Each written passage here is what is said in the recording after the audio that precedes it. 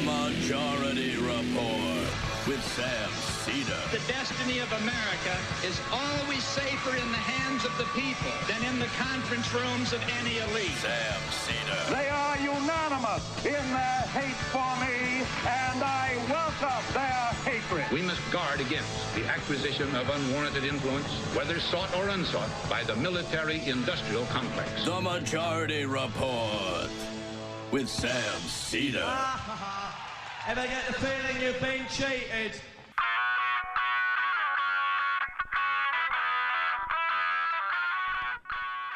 It is Thursday, June 17th, 2021. My name is Emma Vigeland, in for Sam Seder, and this is the 5-time award-winning Majority Report. We are broadcasting live steps from the industrially ravaged Gowanus Canal in the heartland of America, downtown Brooklyn, USA. On the program today, Annette Gordon-Reed on the enormous significance of Juneteenth, which is this Saturday. Meanwhile, President Biden and Russian President Putin have wrapped up their summit in Geneva, with both coming to an agreement on an extension of the START arms treaty for another 5 years, and Putin dodged U.S. reporters' questions on the jailing of political opponent Alexei Navalny, fairly standard. As Biden is occupied in Europe, hopes for a large infrastructure package dwindle a bit as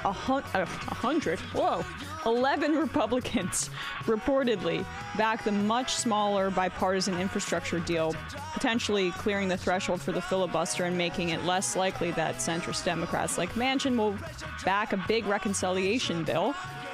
But if progressive lawmakers like Bernie Sanders and Ed Markey hold the line and play hardball, there's still a shot. The Supreme Court has shot down the GOP's third challenge to the Affordable Care Act, with Amy Coney Barrett writing for the majority. Who would have thunk it? The Delta variant of the coronavirus is spreading rapidly in states people believe lagging behind in vaccinations, with Missouri being hit especially hard right now. A Harvard University report finds that more than 8 million households face foreclosure or eviction as certain CDC protections expire on June 30th. Mostly people of color will be affected. Hillary Clinton endorses Nina Turner's opponent in the Ohio 11th District congressional race. And then Nina Turner had her largest fundraising day ever. It must be a coincidence. And lastly, Representative Jim McGovern of Massachusetts urges Biden to back a resolution McGovern introduced to end crippling sanctions on Venezuela as poverty rates skyrocket. All this and more on today's program. Welcome to the show, ladies and gentlemen. Sam is out today, obviously, but we've got a great show for you. I'm pretty much filling in most Thursdays these days. Get excited. I'm going to go off the rails. Probably not. But we're going to have a little bit of Biden talk at the start of the show because he said some outrageous things, at the very least, ignorant statements, but he's the president of the United States, so you can't necessarily give him that leeway. So President Biden, he's been in Europe attending the G7 summit and then meeting with Russian President Putin, as I mentioned earlier. So foreign policy has got to be on his brain a little bit. But I'm not sure if he missed a massive chapter in his American history textbook, you know, the one that they give to every president, the one that Donald Trump kind of used as a footstool or something like that. There's not actually a textbook, but maybe there should be. So I'm not sure if he missed that chapter or seemingly conveniently forgot about it, but he made a pretty stunning statement about the nature of U.S. foreign policy in the context of admonishing Russia and Putin for essentially, interfering in the U.S. election. Let's take a listen. His credibility worldwide shrinks. Let's get this straight. How would it be if the United States were viewed by the rest of the world as interfering with the elections directly of other countries, and everybody knew it? What would it be like if we engaged in activities that he is engaged in? It diminishes the standing of a country that is desperately trying to make sure it maintains its standing as a major world power. And so it's not just what I do. It's what the actions that other countries take, in this case Russia, that are contrary to international norms. It's the price they pay. They are not able to dictate what happens in the world. There are other nations of significant consequence, i.e. the United States of America. Mainly us, yeah. Mainly us. Wait a minute. Mainly. Pause. Hit the pause button. Something's wrong. I mean, I think maybe perhaps your focus when you make those statements, Biden is us. It's if he was conscious of it, or maybe he's not. He is. Biden knows. He's been a senator for... Yeah, so I'm almost giving him too much credit there. If he wasn't conscious of it, I would say it's projection. But really what it is lying. Because, dude, we get it. Your role is essentially to cheerlead for the American empire, that entire project. That's what has defined your foreign policy for the many decades that you've been in power and been a senator, etc. But this is as ahistoric as it gets. So just some examples for the audience. The CIA interfered in the Italian elections post-World War II, discrediting the communist movement there and funding opposition to that movement for many years. And just essentially all of Latin America, the United States interfered in those elections, funding death squads in El Salvador under Reagan to crush leftist political movements. Same thing in Nicaragua, killing tens of thousands of civilians, contributing to a child soldier problem there, aiding in massive human rights violations. We even recently we backed a coup in Venezuela, Honduras in 2009. Lava Jato, Brazil. Right, Brazil, Haiti in the early 2000s as well. So. Which is not to mention all the times it's not politics we intervene in, but like helping activists get murdered. I would just point out a quote. Actually, sorry, finish what you were saying there, Emma.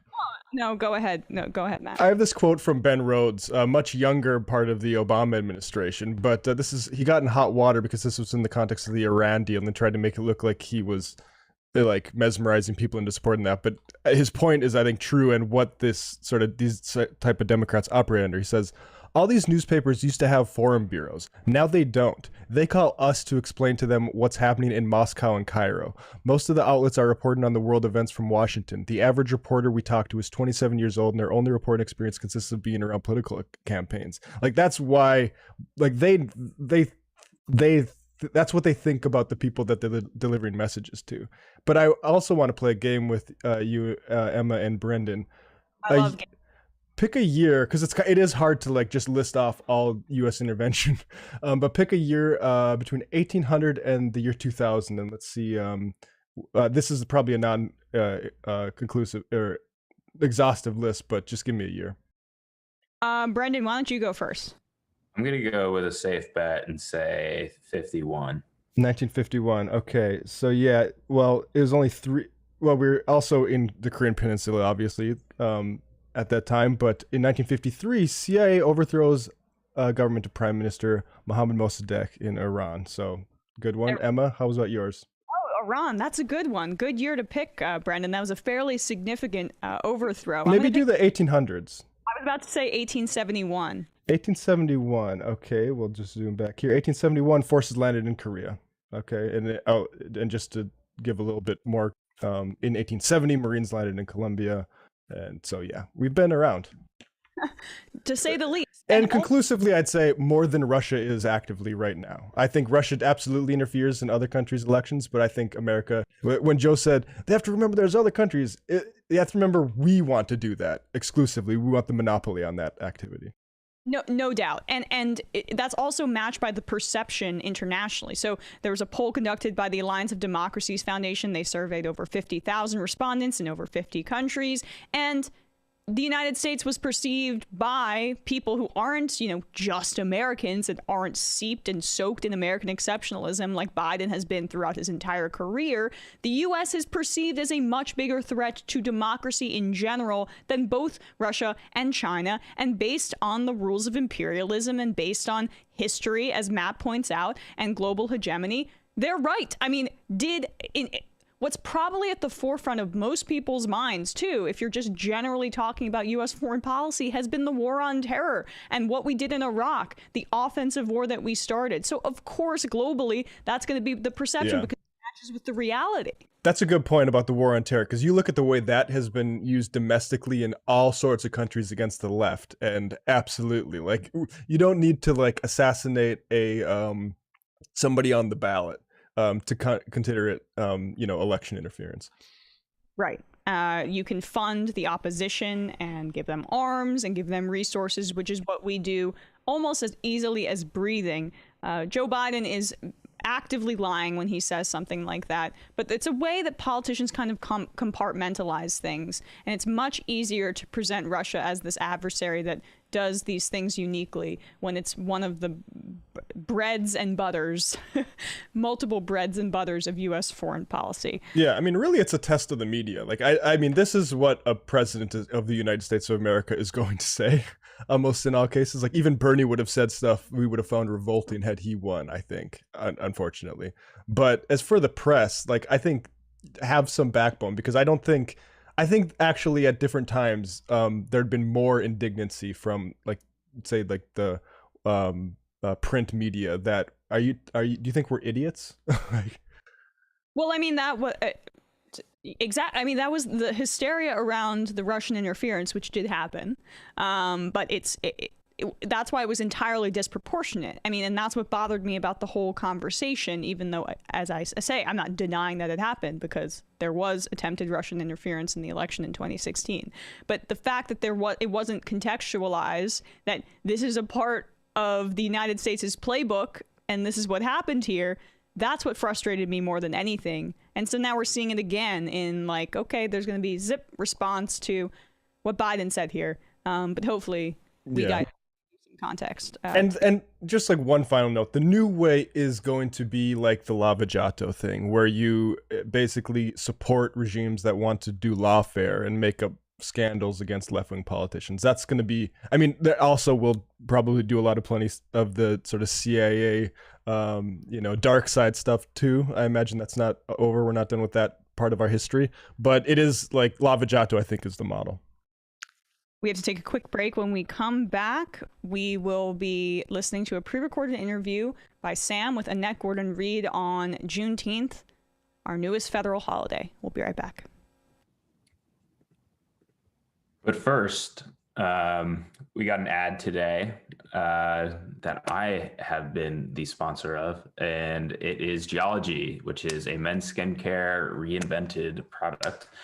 And it is a simple skincare routine formulated for daily use. I've really enjoyed it. It's a personalized skincare routine where you take like a 30-second test, and then they tell you what you need in order to achieve that perfect skin you've been wanting for so long.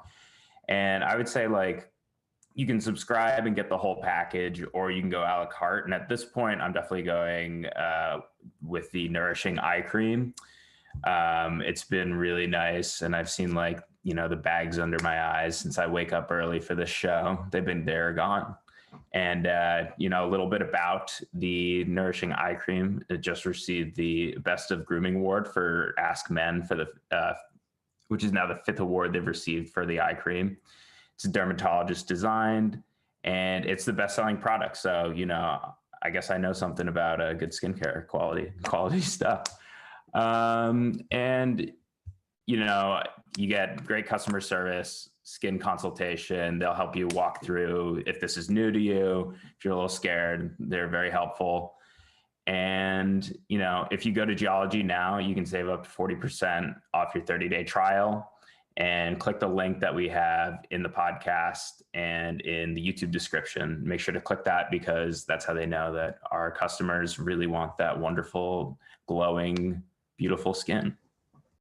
Well, I will say, I mean, I am intrigued by the product. I went on their website, and it seems like they also have skincare for women,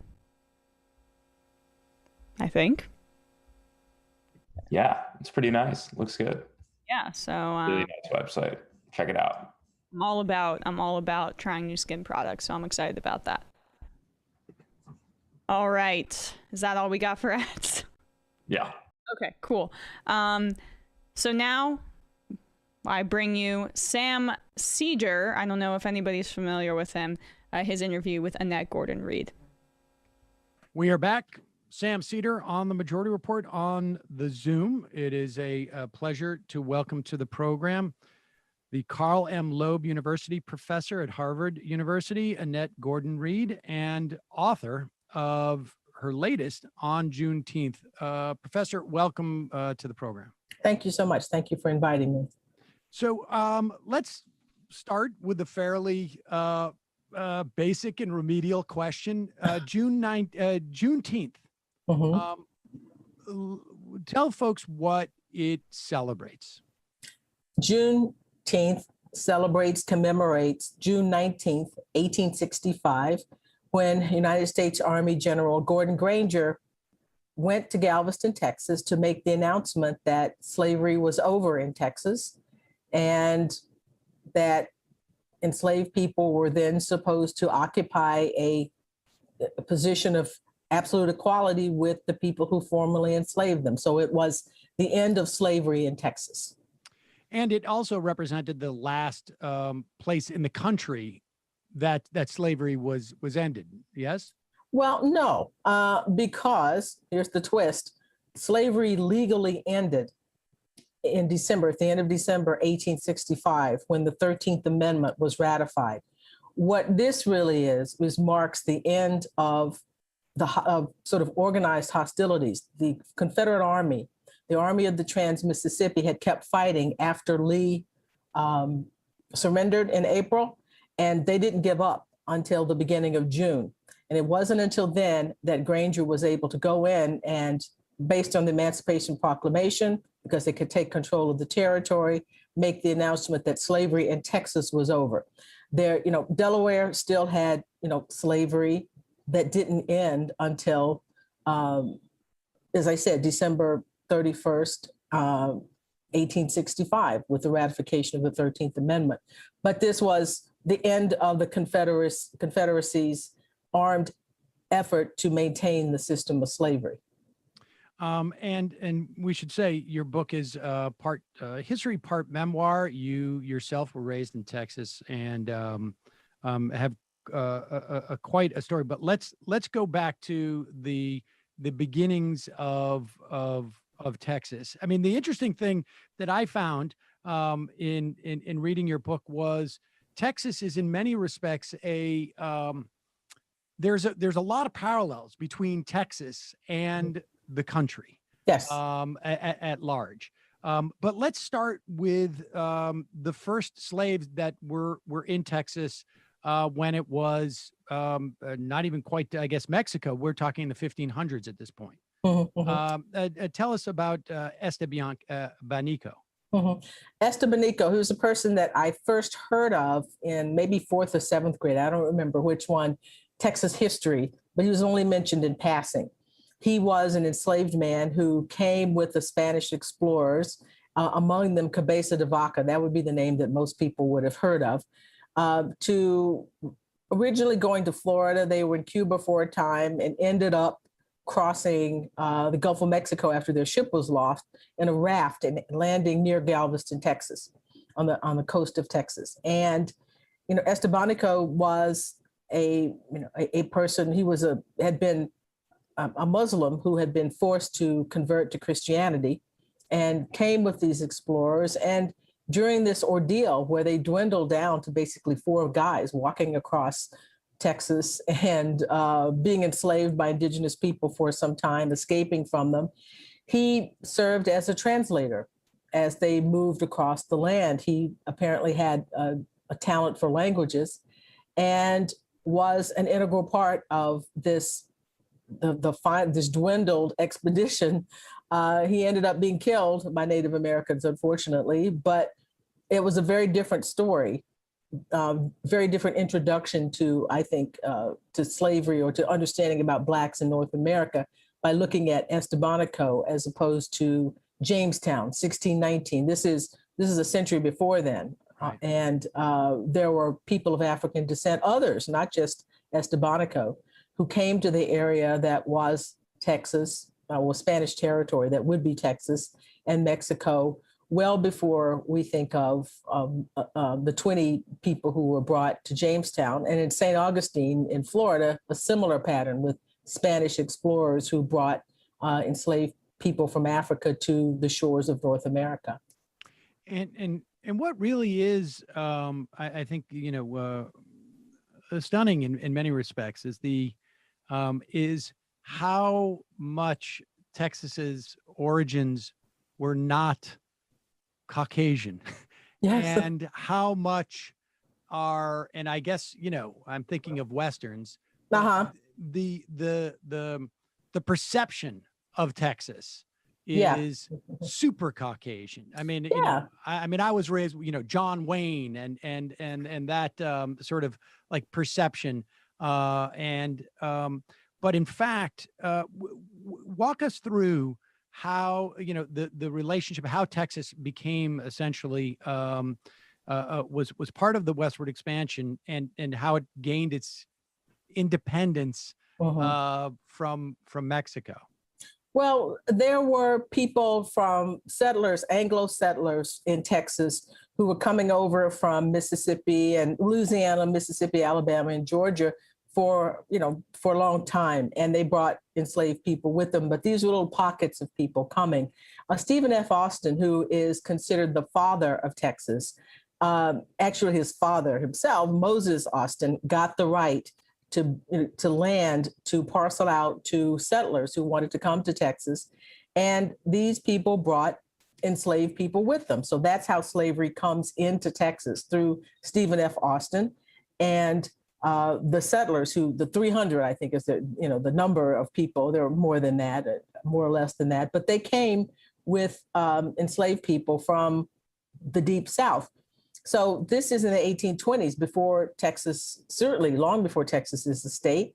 At some point, when the Mexicans break away from the Spanish, they have the idea that they're going to outlaw slavery, and which they do. They kind of look the other way for what's going on in the province of Texas, because they wanted settlers to come, because they wanted to have them sort of as a buffer or a bulwark against the Comanche and Apache, who were going in the territory and who were claiming land at the same time. So, slavery was a part of it. When the Texians, as they were called, broke away from Mexico, they wrote a constitution that, unlike the American Constitution, explicitly talks about slavery and supports it. And it also talks about the fact that people of African descent could not be citizens of Texas. So it's, the American Constitution talks about persons held to service.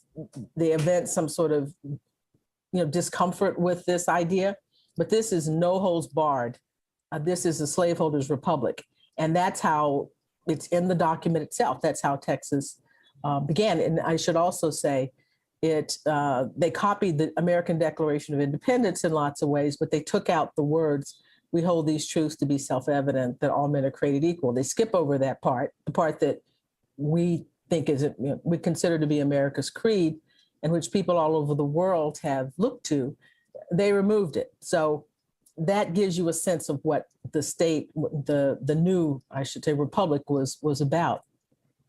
And we should say, it's fascinating to me that the Mexicans were sort of engaging in their own, I guess, colonial project against indigenous folks there, but using almost like outsourcing that to, and many of these were farmers. When they were coming with their slaves to work, obviously for primarily agricultural reasons, like what were their crops at that point? What was it? Were they just basically trying to transfer the tobacco, or the cotton, or was there other notions there? And I'm curious as to sort of the terrain and the opportunity there for agriculture. I guess I'm trying to get at is like the value of their slaves to them was integral to their ability in their minds to make a lot of money. Oh, absolutely. I mean, Stephen F. Austin, who styled himself as anti-slavery, not because he, cared about, the humanity of Black people, but because he was discomforted by the thought of lots of Black people and that the population that would be required in order to maintain the slave system. So he was somewhat ambivalent about it. But he also said that if people came to Texas without slavery, large numbers of people, they could expect to be poor for a very long time. They understood that this labor system was integral to what they wanted to create in Texas. This is in the 1820s. We're beginning to see, the cotton start to take off, become an incredibly important crop. And they wanted to extend the cotton empire into East Texas. And that's, the most populous part of the state. We think about Texas in terms of the West and a desert, and people think, well, where are you going to get cotton there? And sugarcane too was the other crop that they cultivated. So this was supposed to be about the expanding cotton empire, and they're explicit about that and understood that the people who came really wanted to make sure that their property rights would be protected while they were there. And so that, as I said, was the impetus for creating a constitution, made it a constitutional matter. That slavery would be accepted and that free Blacks would not be allowed unless they had permission to stay there. And that wasn't going to happen. I mean, right. It's a very clear sort of a racial hierarchy that's recognized in the state and slavery protected. Where was that level of dedication to slavery? Was that, where could we see that in other, at least states or I guess, or territories at that time? Or, was that rivaled by any other state? Well, the Deep South, I mean, Georgia, Louisiana, Mississippi, all of those places had, plantation slavery and expectation. People had legal property rights in enslaved people. What's unique about the Texas situation is that, the other colonies, the 13 colonies, all had slavery, right? At some levels, not all were slave societies, but they were kind of, I don't want to say, sheepish about it, but they tried to hide what they were doing, or they described this as a necessary evil. And that was the sort of thought. But here, it's much more open and, as I said, explicit.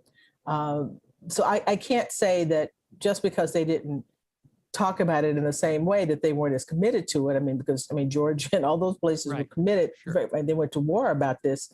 But Texas, it created a problem. Anytime something is new, right? And a new republic, before it gets to be a state, certainly it was controversial as a state. There were a number of northern states who did not want Texas to be a part of the Union because it was a slave state. But during its republic phase, it was, looked down upon in some ways. Even their trading partners were somewhat put off by the explicit nature of it as a slaveholders' republic. Speak to the relationship between, I guess sort of the Anglos and the Hispanics that were, there at the founding as well. Like, what was that when the Texas Republic became a republic? Like, what was the relationship between those who were maybe maintained some measure of allegiance to Mexico or identified more with Mexico as opposed to those Anglos who had come from the southern states with their slaves? Well, it started out, as I said, as a mutually, beneficial, they thought, relationship. But once they got the republic, there were efforts to move Tejanos out of the Republic of Texas. Obviously there were people who were entrenched and who were part of the place, but it changed because they really wanted a government, a state that was basically Anglo. So things shifted. They became much less tolerant of people of Mexican descent in the Republic of Texas. And that's been a theme. I don't talk about it as much because I don't go, into the 20th century and some of the, well, I mean, there were problems all along, but suffice it to say that the kind of system of cooperation that had existed before ceased or came to a halt really once the Texians got their republic. So let's, through those, I guess those 30 years, Texas, we get to when Gordon Granger came to announce abolish slavery. Talk about, you mentioned it briefly, but he also included in that a very called for the equality of personal rights and rights of property between the former masters and slaves. I was really struck by, he didn't say masters and former slaves. It was like there was a loss of status from those masters that weren't just a question of, tell us how that was received. Well, it was received poorly. The whole thing was received poorly. There was celebration on the part of enslaved people, obviously, but there were instances when people who celebrated were whipped or were punished for celebrating. There was a time of violence against the freedmen. There are stories about, bodies in the rivers, as the river flowing, bodies would be in it. And Eric Foner's book, Reconstruction, talks about a scene where people describe coming into a village and seeing almost 30 bodies hanging from trees, men, women, and children. The whites unleashed a torrent of violence on the freed people. And so there was this combination of hopefulness at the same time as hostility, because you can imagine if you're used to being able to own people and then someone takes that right away from you, they responded with trying to impose control to try to bring things back as near to slavery as possible without the legalized aspect of it. And that was a campaign of terror in many instances. What was the trajectory there? I mean, because we have some southern states where the violence starts, 15, 20 years, sometimes 25 years into Reconstruction, or towards the end of Reconstruction, I should say, when you've got, established like a black polity and power. What was the trajectory in Texas through Reconstruction and into Jim Crow? Well, the violence was there from the very, very beginning. There are anecdotes about people in Virginia and other places when someone didn't take their hat off, they get shot. I mean, so the violence started early on, but it sort of escalates when you began to see Black people exercise the franchise, Black men, because they were the only people who men could vote, exercise the franchise, hold office, those kinds of things. And voting became a sticking point for all of this, because that's about equal citizenship and exercising equal citizenship, and the idea of this notion of Negro rule, which the Dunning School of History in the early part of the 20th century put forward, that this was some tragic time, and as a way of justifying the violence that went along with people exercising their rights. And so we have the rise of Jim Crow, which is a response to that phenomena and coming out of Reconstruction. And so give us a sense of what happens as we enter into the beginning of the 20th century in terms of like the violence continues to escalate there. I mean, what as we head into that peak of like a renewed KKK in the country, where is Texas, and at what point do we start to see Juneteenth celebrations, and how are they received? Are they received differently? Because I mean, as a kid growing up in the 70s, I guess, I didn't hear much about it. Now, granted, it's up in Massachusetts, but I didn't hear much about it. And it's, you write that you were surprised to find out that it was a holiday celebrated outside of Texas. But what was it consistently celebrated through those years in Texas? Were there times where there was more concern about being public in the celebration through these years? They started celebrating it right after Granger makes his announcement. The Freedmen's Bureau, when it's established, has celebrations in the late 1860s. Sometimes it was about instructing people about voting, how to vote, what the procedures were and so forth. But they celebrated certainly in their homes, in their communities. A number of them were at churches. In the 1870s, 1876, 4 men in Houston pool their resources and buy land to have a place where people can come to celebrate. And that land became Emancipation Park, which is still in Houston, which I have been to. And from even in the face of the kind of hostility, people celebrated it. And I sort of speculate in my book, I wonder if some of the celebrations in churches were done to try to forestall, with the hope maybe of forestalling, violence here. But this is considered to be the longest running continuous celebration of emancipation, of an act of emancipation in the country's history. Why do you think it was that moment that became, commemorated as opposed to, I don't know, the passage of the 13th Amendment or of the signing of the Emancipation Proclamation? Why that one? It's an interesting question, because I think Texans proselytized for it as they left Texas and went other places. They took the holiday with them and they talked about it.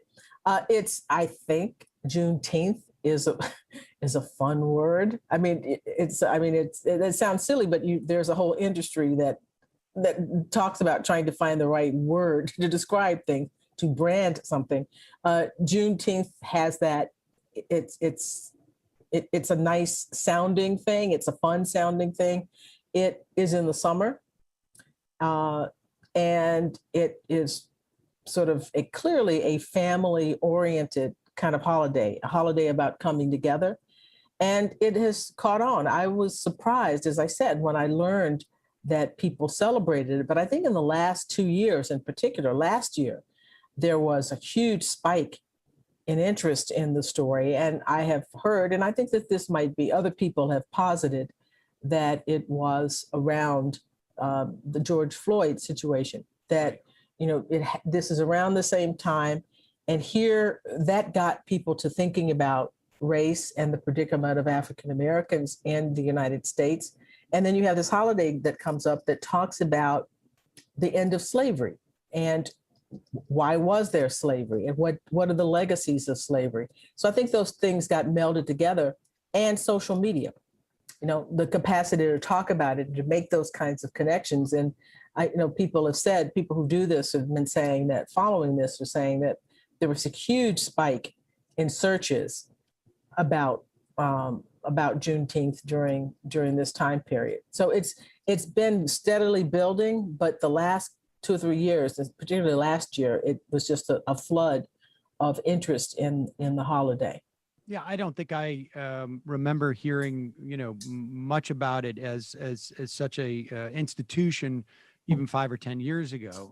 Frankly. Yeah. Mm-hmm. And so, and I would imagine also the close proximity to July 4th, the theme of independence, has something to do with it. But were there competing holidays at any point, if you're aware of? I'm always curious as competing emancipation holidays? Yes, other holidays that just simply did not have the resilience that Juneteenth did. People evangelized it coming out of Texas. Mm-hmm. Were there other that you're aware of, other emancipation holidays that just were not as, resilient? Well, you mentioned some of the Emancipation Day, January 1st, in connection with the Emancipation Proclamation, but even saying that, you understand what the problem is with that. January 1st is a big holiday in its own right. Yes. In its own right. So, and December 31st is not much better because it's New Year's Eve. It's a holiday. I mean, if we were to fixate on one of those, you'd be setting up a situation where people were continually disappointed because there would always be a distraction. People would be thinking about other things, New Year's Eve, Kwanzaa, New Year's Day, all of that. And I'm told that in Boston, they do celebrate Emancipation Day on January 1st. That I don't know that it's a state holiday, but that's another candidate for a possible a national holiday. I don't know that anybody's thought of making that a national holiday, but that is a competing holiday. And I think the problem is that they were situated around other pivotal points, New Year's Day and New Year's Eve, the end of the year and the beginning of the year, and that creates a conflict right there, and why I don't think that they've taken on the same. They don't have the same cachet of June 19th, which is in the summer, right? And it's a perfect day for family get-togethers, travel. The weather's good. There's just a lot to commend it. And where has Juneteenth been officially recognized? It's a state holiday in Texas, and I think all but about 3 states have some form of proclamation, some form of recognition of it. They're not full. I don't think they're all full state holidays where people get off, but there's recognition of it in most states, and a lot of corporations. My own school, Harvard University, now gives people the day off. I mean, school is not in session, but for staff and faculty and other people, the day is off. And so it's growing in the private sector as well. It's being recognized as a holiday. I just want to turn for a couple of moments to your youth in Texas, because your story of your schooling and what was happening in Texas. Tell that story of how you, the circumstances in which you became, I guess, I don't know how you became the first to integrate your school as a young child. I mean, it's obviously, but describe that scenario, why your parents, what your parents' thinking was, and what just that experience in general. Well, this is about 10 years after Brown, and school districts in Texas and around the country were trying to find ways around Brown to not have to comply with it. And they came up with something called the Freedom of Choice Plan. And the idea was that white parents would pick white schools for their kids and Black parents would pick Black schools. My parents decided to do something different with me. I had gone to the Black school in our town, Booker T. Washington, for kindergarten. But I was about to start first grade, and they decided that they would send me to Anderson Elementary School, which was a white school. My 2 older brothers, who were sort of in the middle of elementary school at Booker T. Washington, remained in those schools. But because I was starting, sort of real school, I guess they would have thought that they would send me there. And I have to say that their thinking, their explanation for why they did this kind of changed over time. It was portrayed in later years as a kind of pragmatic thing. Oh, we knew that the court was going to strike down freedom of choice plans, and we wanted you in place when this happened.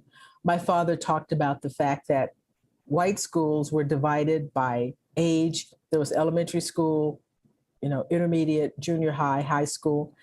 And he thought, well, there must be something to that if that's what they're doing. And we're in this K-12 situation and you're with older kids and blah, blah, blah. That's why we sent you.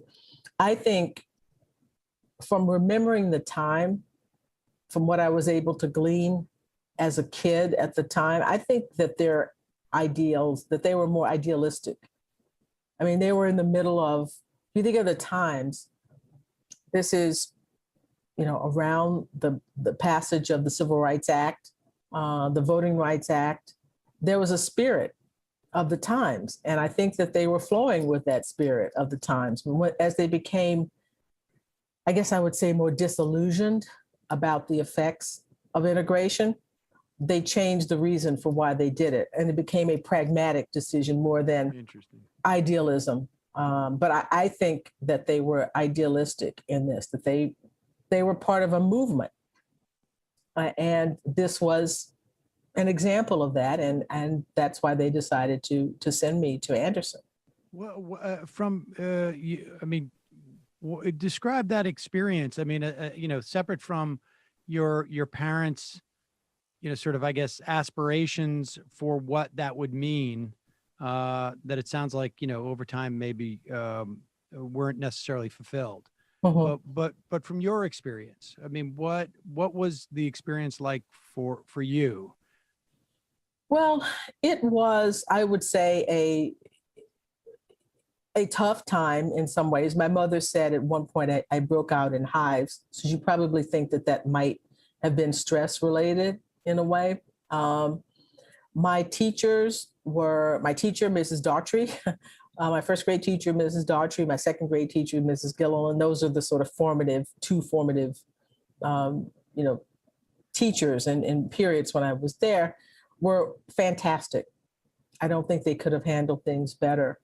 And they made me feel completely at home. I never got any sense that I was treated any differently than anyone else. I say in the book, I was a good student, so I made things easy for them, and I'm a pretty even-tempered person. So I wasn't a problem, And so on that front, things were easier. And I loved to learn. I loved to read. My mother had put a lot into, teaching me and so forth. My mother, the teacher, had been doing that even before I got there. So the actual academic part of it was thrilling to me, and I enjoyed it. And so that's what made it, a happy place. School was a happy place for me. Now, some of the kids were nice and some of them weren't nice. So I learned through that process that not all white people were the same. But, I also had a sense of being, because I was on display. Various delegations of teachers or educators would come and stand in the door and sort of look in to see how this was going, how this experiment was going. And, I knew why they were there.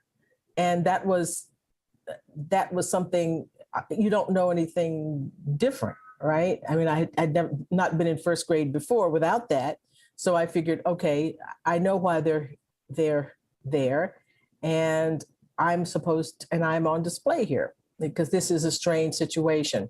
I've done something that's different. And I did have that sense very early on of being on display, having people, and it sort of translated over the years or transpired over the years that people knew who I was, but I didn't know who they were.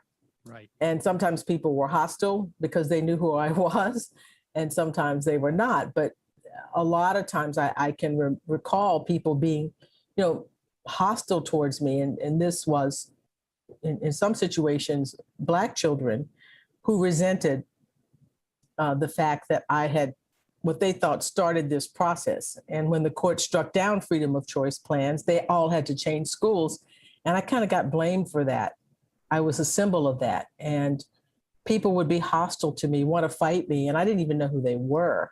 It was just bewildering kind of situation to be the object of people's scorn when you didn't know who they were. Now, I knew why, but there's something about not knowing a person who wants to fight you, you don't know who they are, was interesting. I would imagine. And the concept that you were somehow responsible for the court case. But these are kids, it all gets mashed together. Yeah, of course. And do you have a sense, I mean, maybe relative to your brothers, like what that did for your perception of how much of Texas was wrapped up in, how much of Texas was, you know, sort of a white heritage versus a black heritage?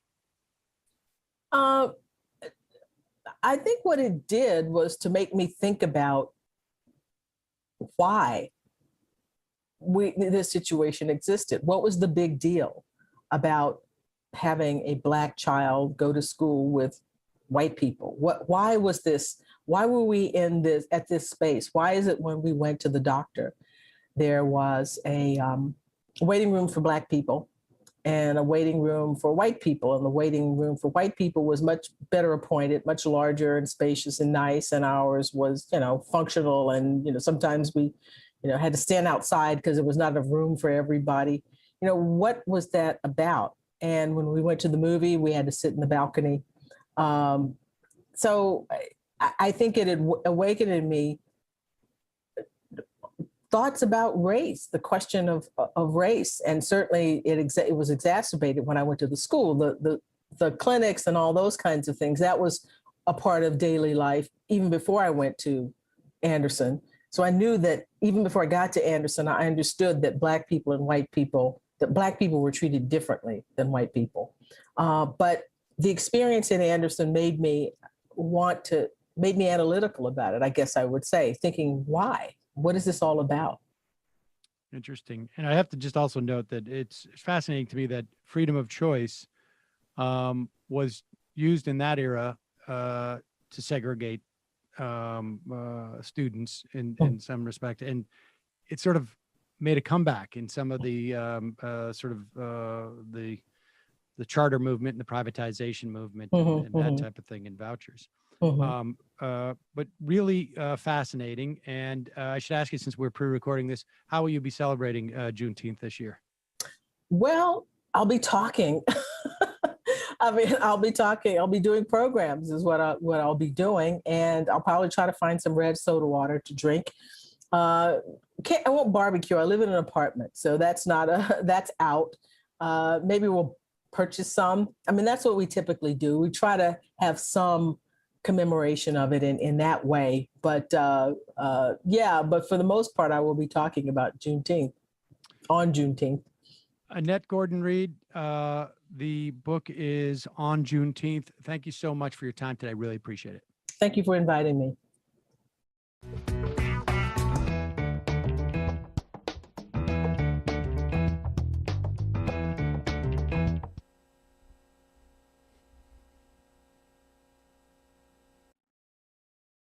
We are back.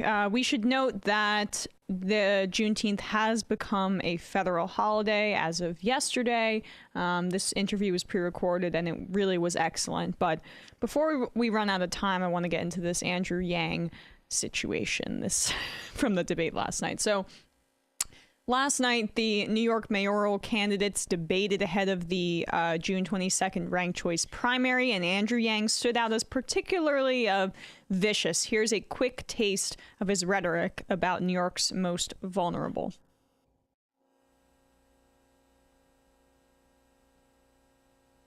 Matt, can you stop sharing your sound?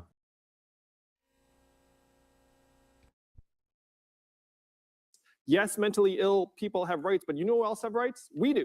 The people and families of the city. We have the right to walk the street and not fear for our safety because a mentally ill person is going to lash out at us. So that's just a 10-second clip. He goes on a much longer rant later, but homeless people distinctly othered in that statement. We have rights. They are mentally ill. They're scary. And his proposal is essentially to institutionalize them through forced commitment against their will. But he didn't stop there.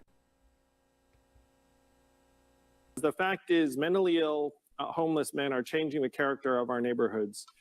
A woman my wife Evelyn is friends with in her mom group in Hell's Kitchen was punched in the face by a mentally ill man. Sent a picture of her bruised face around the mom group, spread like wildfire. This is happening in New York City, and we're not talking enough about it. Families are leaving as a result. In East Harlem, the neighborhood has been changed. Upper West Side, the neighborhood has been changed. We owe our people and our families better than this. And I'm frustrated by the political nature of these responses. I mean, we're not talking about housing affordability. We're talking about the hundreds of mentally ill people we all see around us every day on the streets and the subways. We need to get them off of our streets and our subways into a better environment. And when you ask what I'm going to do differently, I'm going to rebuild the stock of psych beds in our city, because the number's gone down 14%. It should be going up 100% until there are resources necessary for anyone who's mentally ill to not be on our streets. It's not right for them. It's not right for our city. There will be no recovery until we resolve this. I will fix this, New York. Thank you, Mr. Yang. That is the greatest non-answer I've ever heard in all. Yeah, I mean, Stringer then goes after, oh, how are you going to pay for it? Which is great line of attack there, but there's so much there. This rhetoric should not come as a shock, because Andrew Yang just 2 days ago was endorsed by the NYPD Captains Union. This is who is funding his campaign as well, or who's running it at the very least, has ties to the police union. He's one of the 2 candidates in the race who will not defund the police or cut their budget in any way. The other one's Eric Adams. So he's leaning into what they want to hear. And Yang's UBI plan, which isn't a UBI, saps resources from homeless services and then gives stipends for once-a-year checks, and you'd have to forego government services in order to receive it. So it's actually libertarian garbage, but it comes back to his resentment towards homeless people. And what he equates there is real New Yorkers. Homeless people, they're not real New Yorkers. They're absolute horror for wealthy New Yorkers to have to look at homeless people. He equates that to their human dignity. And there's something really insidious behind his rhetoric here. It was really disturbing to watch. And it goes to show that when you're running a libertarianish kind of right-wing campaign under the guise of progressivism, this is really what's beneath the surface. But as the people who are funding his campaign have said proudly, he doesn't really have any political core. He's kind of an empty vessel. I think that was the quote. And now it's been filled with garbage, law and order, dehumanizing garbage that would affect people in our most vulnerable population, institutionalize them against their will, and I don't think it's even constitutional, let alone it's absolutely disgusting. But that's our show for today. We have to say goodbye to our Peacock audience. See you on Friday tomorrow. And for those of you sticking around, it's nice to see Yang just take the lane that he's so obviously wants to be in, and not this like, oh, I'm actually left like Bernie Sanders. Like, no. Yeah, it's refreshing in a way. Yeah, no, show your true colors, dude. Exactly. So I'm calling into the phones now. Looking forward to taking your calls. We'll take some IMs. What a beautiful noise. What a sound. Do we have Matt? He should be joining momentarily. Yeah, but the thing is that's because, one, we didn't have that many ads today, and we started on time. So, like, look at that, right before 1 o'clock.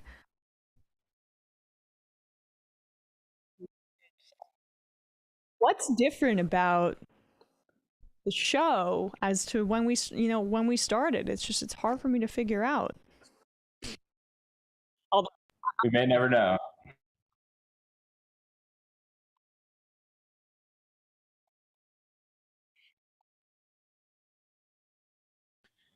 That's the best. Well, he picks the call up every time. He's just yesterday too.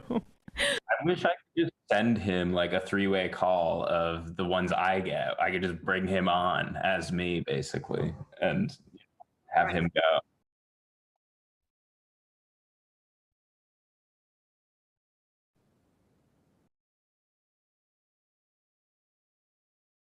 All right, shall we head into the fun half? Yes. We don't have Binder yet, but Binder will be able to plug at the end. So yeah. I'm going to go now. But I just want to plug quick. Mm-hmm. Sorry about that. Go ahead, Matt. Lance from the Surfs will be joining David Griscom and I on Left Reckoning tonight to talk about the Kamloops boarding school gravesite discovery, and how we should probably expect more similar discoveries and the dark legacy of boarding schools in Canada, and we'll probably touch on also in America.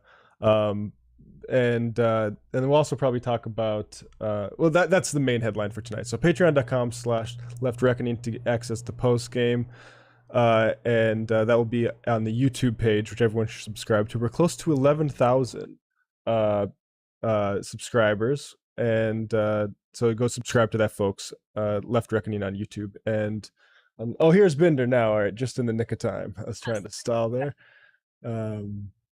Hey, Matt. He'll be joining. Matt Binder, welcome to the show. Matt Binder. Welcome. I'm here. Just getting my camera on, and there we go. Hello, wow, guys. Nice haircut. Why, thank you. You know, it's the summer season approaching. Needed to free my head of the heat. So I thought I'd. What was that? Lighten it up, like lighten your. It's right. Long hair is tough in the summer. Right. Yeah, and this is my first long hair summer, and the I've never noticed before how hot the back of your head gets, just like existing in a room. So I've been doing a lot of man buns, I guess. But because you got to air that, you got to get some airflow back there. Otherwise, you just build up excess heat right underneath your cranium. Right. And for me personally, I get, once my hair gets to a certain length, it just starts to, curl a little bit, get split ends. So you need to always just freshen it up and just start anew. So the nice new hair grows in. So, I will grow it long again, but I just need to do this every now and then. You know what I mean? Interesting. It's cyclical. Yeah. I like that. Yeah. So what's happening on Doomed, Binder? Well, tonight I will have Jared Holt on the show. Jared Holt, formerly of Right Wing Watch. Now he's with Atlantic Council. We are going to talk about basically there's been a lot of talk, mostly spurred by this article that claimed that QAnon is dead. And unfortunately, while we would love for that to be true, it is not. Right. In fact, just to give you guys a little taste of what we'll be talking about, the current biggest QAnon influencer is an anonymous individual who goes by the name Ghost Ezra. He or she or they have a Telegram channel that has around 300,000 subscribers, and they are very quickly, going from the usual QAnon conspiracies to straight up Nazi anti-Semitic talk, like straight up like Daily Stormer status. Right. And so you have this, and 300,000 QAnon believers are on this channel. To give you an example of how bad that is, the open Nazi, white supremacist, anti-Semitic channels, the biggest one probably has about 10,000 subscribers. So QAnon is quickly becoming a pipeline to even further right stuff. That will be tonight. Who would have thought?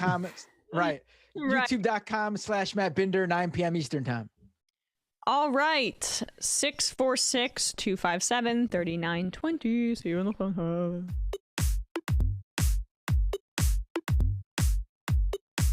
Left is best. Jamie and I may have a disagreement. Yeah, you can't just say whatever you want about people just because you're rich. I have an absolute right to mock them on YouTube. He's up there buggy whipping like he's the boss. I am not your employer. I'm tired of the negativity. I'm sorry, I didn't mean to upset you. You're nervous?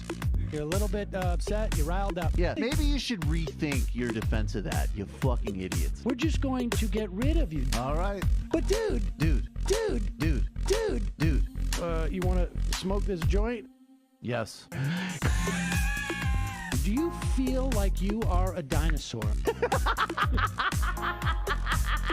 Some good shit. Exactly. I'm happy now. It's a win-win. It's a win-win-win. Oh, hell yeah. Now listen to me. 2, 3, 4, 5 times. 847-906-501-457.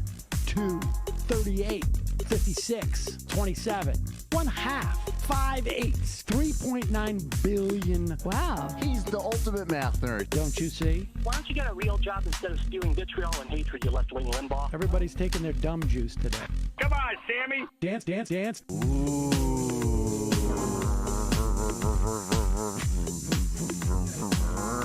Rand Paul. I had my first post-coital scene with a woman. I'm hoping to add more moves to my repertoire. All I have is the dip and the swirl. Fine, we can double dip. Yes, this is a perfect moment. No. Wait, what? You make under $1 million a year. You're scum. You're nothing. Excuse me? Fuck you, you fucking liberal elite. I think you belong in jail. Thank you for saying that, Sam. You're a horrible, despicable person. All right, gonna take a quick break. I want to take a moment to talk to some of the libertarians out there. Take whatever vehicle you want to drive to the library. What you're talking about is jibber jabber. Classic. I'm feeling more chill already. Good. Donald Trump can kiss all of our asses. Hey, Sam. Hey, Andy. You guys ready to do some evil? Hitler was such an idiot. I think I might be a Nazi. Agreed. No. Death to America. You. Yes. Wow. Wow, that's weird. No way! Unbelievable. This guy's got a really good hook. Throw our hands up. Ooh. Wow. But Sam, I gotta get off. No worries. Let's. I want to just flesh this out a little bit. I mean, look, it's a free speech issue. If you don't like me, Hey, shut up. Thank you for calling into the Majority Report. Sam will be with you shortly.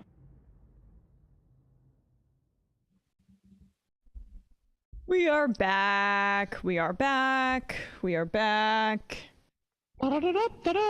Charge. Yeah. I haven't heard that one in a while. That's one of the old drops.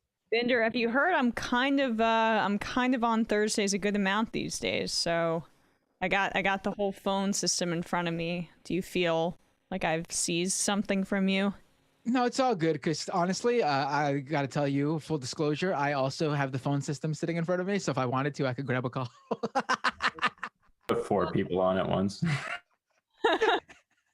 So I could usurp you if I really wanted to be an a-hole. I could. Cowboy butts drive me nuts, says Binder, looking very goth. How do you feel about that, Binder? Ooh, I don't know. I mean, it's because I don't think you could really tell on the screen, but this is basically just a mohawk. I shave the sides, not completely, but much shorter than the middle, and the back is long, and so it's just a down. You got your own hair? My partner does. Oh, nice. Well, I mean, that's kind of in style, right? To have it long on top and shorter on the sides. Yeah, I guess so. I guess, yeah. Usually, yeah, I guess. But usually for guys, they shave the back too. Yeah, that's basically what's mine. Right. Yeah, they have it up top. Like, well, what was it called for a while back in like a couple of years ago? Like the Macklemore haircut. You remember that? Yeah. And then it became the Fash cut because all the Nazis started getting it. Yeah, and I know, like, my hair was always uncomfortably close to that sort of thing before the pandemic, and I must say, like, just the excuse to not get a haircut has really liberated me, and I'll probably never go back. Someone mentioned Macklemore. It's like an argument made that he's the worst artist of the past 20 years. There was definitely there's a lot. Yeah, but Macklemore, I mean, he is pretty objectionable. I mean, put on the radio right now, and basically, yeah. Nope. There was a meme I saw that was funny, where it was basically like how basically Travis Barker is taking all these white rappers and creating tracks for them and like forcing them to do pop punk, or what he's calling pop, or what the media is calling pop punk, like what they're billing and marketing as pop punk. It is really weird. Like if you put on like New York's alt station right now, 92.3, it's like they're playing like actual like bands and stuff, but then they also play what's his face, Machine Gun Kelly, all the time, because he basically created like a pop punk album, and like it's basically like him rapping over like pop rock music. It's like that's not really what pop punk is, but I guess it's not the usual like white rapper stuff that people are used to. So I don't know. Chowder with weird music scene. Chowder with Crowder. Emma, last week you recommended the King Killer Chronicles, which I also enjoyed, but regret will likely never be finished. If you haven't, you should check out Brandon Sanderson's works. Great writing style and breaks a lot of conventions without putting a hat on it. Specifically, I recommend Way of the Kings and Mistborn books. The Mistborn books, I think that's the one that no, it's not the Mistborn ones. I think maybe the Brandon Sanderson books were given to my boyfriend for Christmas, and I'm gonna read them after him.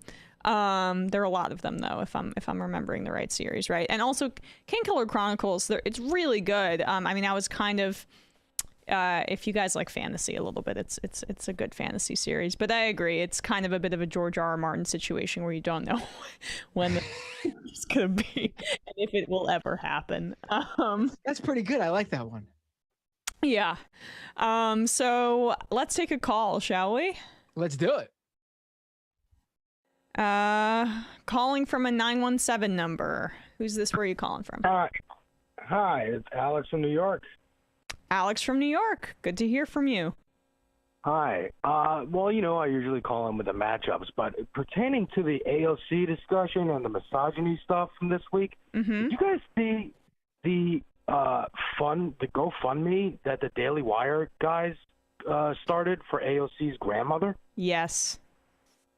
Yeah. Did you guys talk about that? I'm sorry if I missed it. No, I don't think we did. So essentially, I'm gonna flub the Matt Walsh of the Daily Wire basically created a GoFundMe because when AOC went to Puerto Rico to visit her grandma, she took pictures of her grandma's home, which is somewhat dilapidated, and like the roofing was dripping or something like that because of everything Puerto Rico's been through and what little help they've gotten.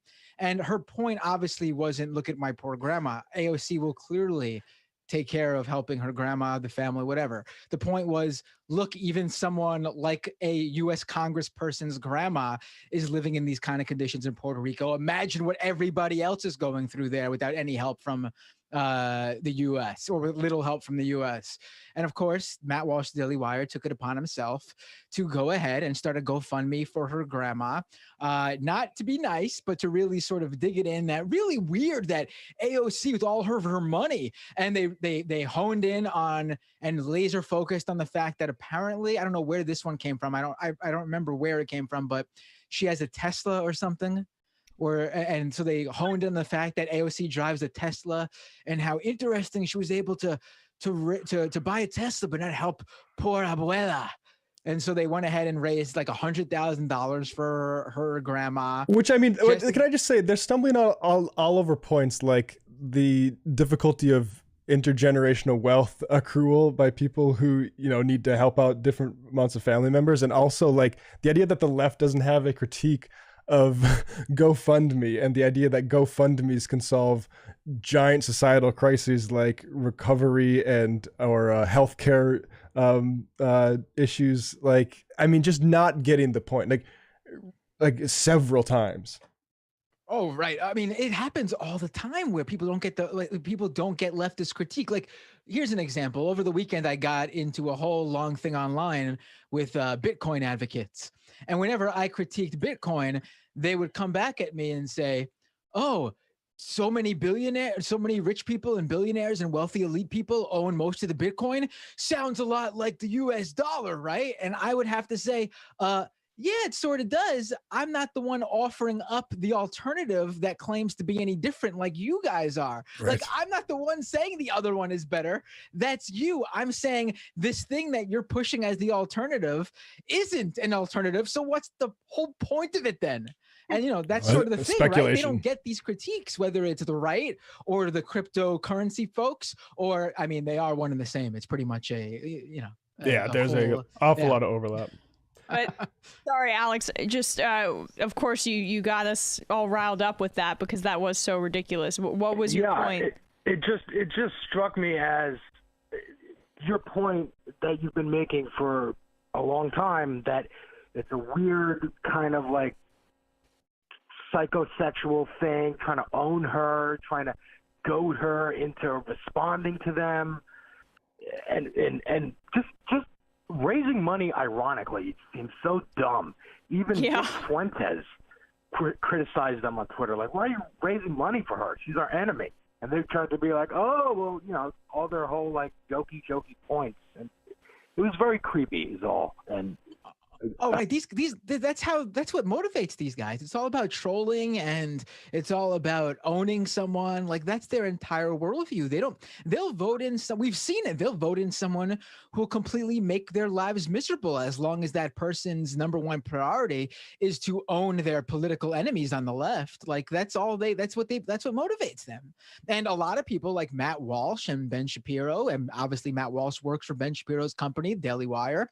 I mean, they're the ones who are making out like bandits. They're the ones getting rich off this shit, while their followers are donating money to AOC's grandma because Matt Walsh told them to. Matt Walsh definitely got a lot of clout, got a lot of free PR over that. Definitely helped his name value and his brand out. What did his followers get out of that? They were sending money to AOC, and you know, AOC's family turned down the money. And part of GoFundMe's whole thing is, if the person it's intended for doesn't accept or receive the money, then they will refund it to everyone. So in this case, they didn't really lose anything, but imagine if they didn't. Imagine if they did lose money because of it. I mean, you know, a fool in their money, right? But, you know, it's still amazing to watch these people regularly. You know, their worldview is to own the other side, even at their own expense. And their influencers, their idols, the ones they follow and do what they're told, they're the ones who make a killing out of it. Yeah. Well, thanks for the conversation. I love that. And not just a one-trick call. You're not. I thought you were calling. I thought you were calling with a Fight Club, but no. I'll give you. Go on, man. I'll give you one. Ready? Well, one. Quickly. I just want to make a quick point about the AOC thing. I just think it's odd to me that people don't recognize, like, one, it is about trolling like their political opponents. That's much of what Binder says is, you know, it's accurate in almost every case with leftists, but specifically with her. I'm glad you recognize it, because it's like Tucker Carlson talking about her fertility, or, you know, obsessing over what car she drives. They are attracted to her, and it comes out in violent ways, and ways people don't understand, in obsessive ways. And to me, it's just so obvious. But it's like bizarre to me that people don't recognize it. So I appreciate you saying that, you know, you see it too. It's very obvious. Yeah. Very obvious. And to leave you, here's Ted Cruz versus Ron DeSantis, and Kamala Harris versus Neera Tanden. All right, we'll answer you when we're gonna hang up, and then we'll answer you. Thanks so much, Alex. Gotcha. Yeah. Take care. Oh, Neera Tanden would. She's a you know, she'll go. She's born for that. She'll find a way. She's born ready. I'm picking Neera in that one, and then I don't know. That's a hard one. Cruz, DeSantis. I feel like DeSantis is such a blank slate in so many ways, but we know how Cruz is, like, smarminess and weakness. I guess isn't Cruz kind of tall? I think that doesn't mean anything though. I know it doesn't. For Cruz, I mean, yeah. But maybe his dad taught him stuff. Maybe. Ron DeSantis' height. Oh, damn, why is this not more easily accessible? He's a fairly. He's 5'9". Ted Cruz, but yeah, I think Ted Cruz has some of the family, like, you know, Lee Harvey Oswald techniques. So. So I take DeSantis in this, just because I think DeSantis gives me kind of some jock energy. No, you see, that's the problem though. DeSantis would be like trying to like valiantly fight or something like that. I mean, I don't know why I'm giving him that kind of credit, but I'm just saying, in contrast to Ted Cruz, who will do something dirty, like, definitely to win. I feel like, I don't know. Like, Cruz put like on you or something like that. I don't know. I just think Cruz is so weak in so many ways. I do think DeSantis, but yeah, you could be right. Like, the argument for DeSantis is Cruz shows up with something like ninja throwing stars and can't operate them, right. And DeSantis just like puts him in a headlock and chokes him out. Yeah. Or DeSantis wins by default because Cruz doesn't show up. He's in Cancun. I would take Kamala Harris over Neera Tanden, by the way. Really? I don't know. Neera, should have Neera arrested. Yeah, I wonder, do we know how tall Kamala Harris is? I did not look up those heights. Oh, she's only 5'3", actually. Neera Tanden doesn't seem big either. No. All right, well, I mean, it's a draw. Yeah. Can we go to that? Binder brought up QAnon. Why do you guys put so much stake in height, though? I mean, that's how you judge boxing, right? Is you look that they measure people up and stuff like that. Right, I guess, but it's the weigh-in. That's how much more do we have to go by? You want that CNN report, Matt? Is that what you're talking about? What's that? You want that CNN report? No, I want not even a show clip. If Brendan has that ready to play at about 20 minutes into it. The QAnon one. The QAnon thing. The prank call. Yeah. So Binder brought this up earlier about QAnon. So I'm a big fan of this show. Not even a show by Chris James. He does prank phone calls. This time he is pranking somebody called Conspiracy of One Republic in the Zone. These are QAnoners, and he found a dynamic where QAnon people can't admit that they don't know what a caller is talking about in terms of conspiracy theory, because then they will appear as not knowledgeable. So we'll see where Chris takes this. A lot of people won't talk about what was it you were saying about the was it Bush impregnated his own daughters and then they got rid of what was that? I wasn't sure exactly what you were saying there, but I agree with. Yeah, well, because they had to sacrifice them. That's how they do this whole witch. It's disgusting. These Press pause a second. I actually don't know if he's talking about something they were actually talking about. Like, that's how legit I could believe these guys believing this conspiracy theory before they were even being pranked. Yeah, he was. That's not what he introduces. Yeah, this is the prank. Yeah. Have you guys seen the thing about the sun? Have you guys seen the thing about the sun? No. Which part? The sun, like which part exactly? That's the question, right? Well, so the sun, I guess, it turns out that the sun, I guess, is actually, there's 6G type stuff that comes out from the sun, and it's actually, as far as how it, is getting our information and bringing it back to us and shooting it back.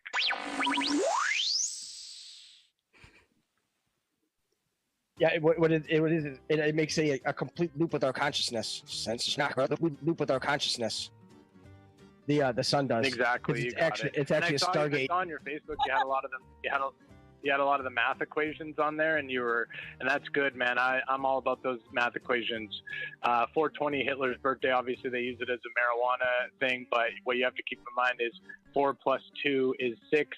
And then 6 upside down is 9, and that's 69. So 420 and 69 are very much connected.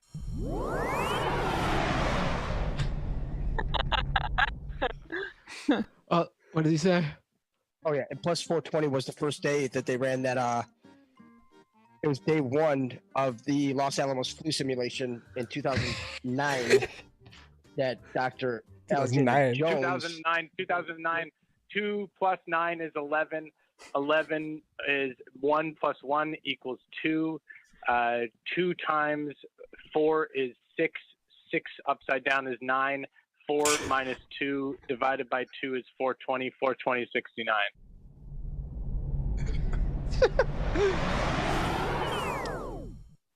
By the way, 2 times 4 isn't 6, but let's see what he says. He's just sitting there. Right? I don't know what to say. We can throw numbers around. Just trying to follow this numerology. Yeah, there's ways to do it, and that I think there's other ways. That's what I was trying to.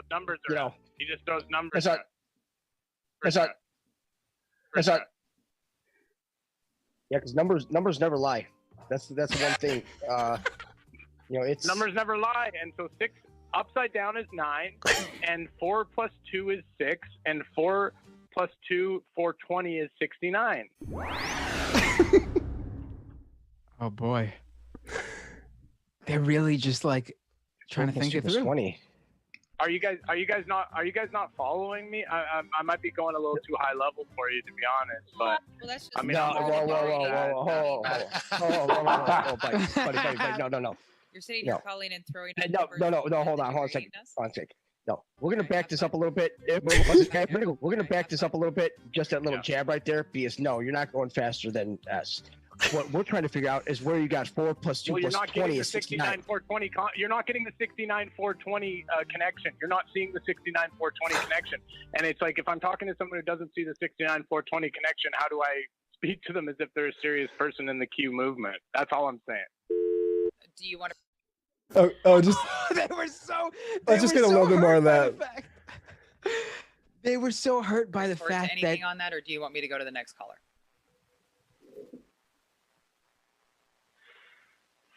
Oh my God, he's looking at this for safety's sake. Wow, thanks so much for watching, everyone. I really do appreciate it, and we'd also appreciate. Wow. That was well done, really. I mean, it was. Those guys just wouldn't like. It was. Why would he just hang up the call at some point and be like, "This is just bullshit"? But they couldn't do that because they really wanted to show off, I should say, to their regular viewers that they either A, understood this, or B, had a better explanation or something. Like they had to show off that they were the true QAnon influencer, and they couldn't let some caller, knock them down that peg. It is. People. It is. Yeah, exactly. I can't believe how pronounced that dynamic is, how on guard they are. They have to know everything up to, like, that must suck. Their lives must actually suck trying to follow this nonsense and be authoritative on it when it can just Nobody goes faster than us, dude. Nobody goes faster than us. That's the whole thing though they got now. Like it's basically just all fighting between influencers to control the QAnon movement at this point, because there's no more Q. Q hasn't posted since last year. So someone's trying to take the mantle, whether, and they're all trying different areas. You got your YouTubers who are trying to pull that off. Then on Telegram, you have all sorts of channels. I mean, like I was mentioning earlier in the show before we went to the second half, that Ghost Ezra Telegram account, a lot of QAnon influencers hate the Ghost Ezra account, not because it's further right and going crazy anti-Semitic and like neo-Nazi. They hate it because this account came out of nowhere. Ghost Ezra wasn't some sort of long time QAnon influencer. This Ghost Ezra Telegram account just blew up well after QAnon was already it really just blew up over these past couple of months. And they are so angry that they've been doing this for so long, and this account just came out of the blue and has so many more subscribers than they do. It like pisses them off so much. That was unreal. I'm so glad you showed that, Matt. Yeah. I want to get into this Charles Murray clip. That sounds good with you guys. That sounds perfect. So, Tucker Carlson documented white supremacist and race scientist Charles Murray on his daytime program. So it's not his very highly rated evening show, where maybe the network would be like, I don't know if we can have Charles Murray on, but maybe not, honestly. I mean, he's the author of The Bell Curve from the 90s, argued that black people are inherently less intelligent and less worthy than white people, and that's why white people are more successful. Sounds pretty racist. And if you thought that he was discredited a long time ago or was maybe toning it down a little bit, no, he's still spouting the same stuff. So that if you have, well, I have the data in the book. Essentially, you have registered nurses. His data is always bullshit, by the way. We have data on fairly large numbers of registered nurses, black and white. And the difference in mean IQ between the two of those is a dozen IQ points, which is a lot. It means you have a whole lot of extremely able black nurses. You have some incompetent white nurses, but it does mean you have a difference in job performance. And that's eventually going to be reflected in income as well. We should pause just real quick. Let's just pause on like his use of IQ, which is a bullshit metric to measure anything like real intelligence. It's basically a culture aptitude test. And it's very cultured. Let's just put it that way. And so and entirely determined by a lot of cultural things like access to education, access to nutrition, and things like that. So like this is down to genetics is scientific racism. And I would just say, on the one hand, people like us call Murray a think tank gremlin who exists for a sole purpose of naturalizing hierarchies, particularly along racial lines. Other people like Sam Harris think he's one of the most unfairly maligned men of his lifetime. You determine which you find more persuasive. Yeah, Charles Murray and Sam Harris are BFFs. They're often appearing on shows together, and Sam Harris is just a more sanitized version of Charles Murray. But like, let's not forget, this guy testified for Republicans on behalf of welfare reform. He's using the same justification IQ, as Matt pointed out, that was used in apartheid South Africa and was used throughout the eugenics movement, race science, etc. And just to make this super clear to people, as Matt said, IQ is heavily influenced by nurture in a nature or versus nurture debate, essentially, or not nurture. I'm actually not using that correctly. No, but you're right. Like, there's something called the Flynn effect, which is that IQ just raises very, very quickly over generations, and it's clearly that this is because of rising like standards that are unequal, and that's why you see inequalities along racial lines, not because of the genes, which is just absurd eugenics. Yes, poverty is the #1 factor in all of these like completely arbitrary metrics that Murray has hung his hat on for decades at this point and has not adjusted, which should tell you everything you need to know, because the agenda comes first and the science comes second. But continue. And that's eventually going to be reflected in income as well. It's going to be reflected in the nature of their careers and the nature of how they end up and so forth. Same thing goes with virtually all kinds of jobs. The same thing goes for the kinds of jobs people end up in, so that you have entry into certain kinds of occupations is limited because the cognitive demands of those occupations mean that a whole lot of more white people qualify than black people, and even a higher proportion of Asian people qualify. Just ludicrous. Yeah. Cognitive. These are all differences. Here's a simple pause it for not... a quick second. A simple heuristic is that to look at education, which I have a master's degree, so I'm allowed to say this, is that education is how privilege is laundered into merit. I didn't come up with that. I can't remember who exactly came up with that, but that's exactly the dynamic that explains what Charles Murray thinks is explained by different genes. Keep going. These are all differences which are driven not by irrational racism.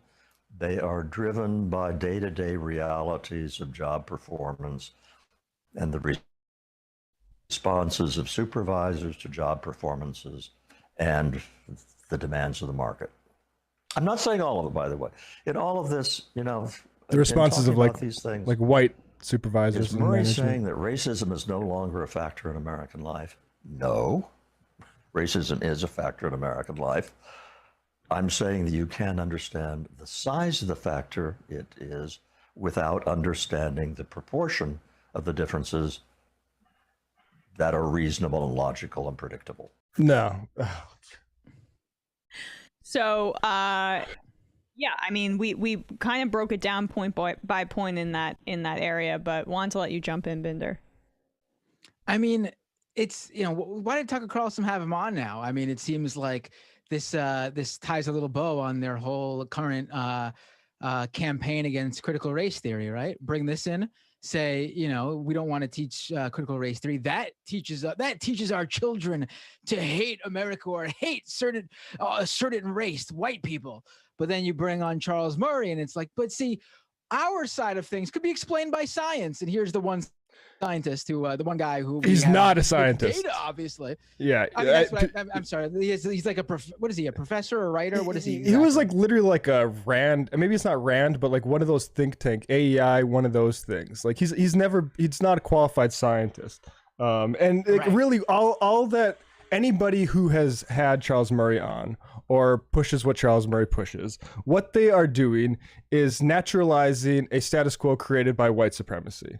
and also capitalism largely, including like white supremacy as like the coup de grace of like Western capitalism, right? Like, so that's all this is. This isn't some guy just trying to find answers, like, and getting like unfairly maligned by college students like Sam Harris wants to suggest. This is a guy that has a project that actually there is a large unspoken and powerful contingency for white supremacy, like not like the Jan Sixers, but like people in boardrooms and executive suites that want to maintain like what was built by this country post Civil War, like after the failure of Reconstruction, which is like it helped create a white supremacist controlled world, basically. So I don't know.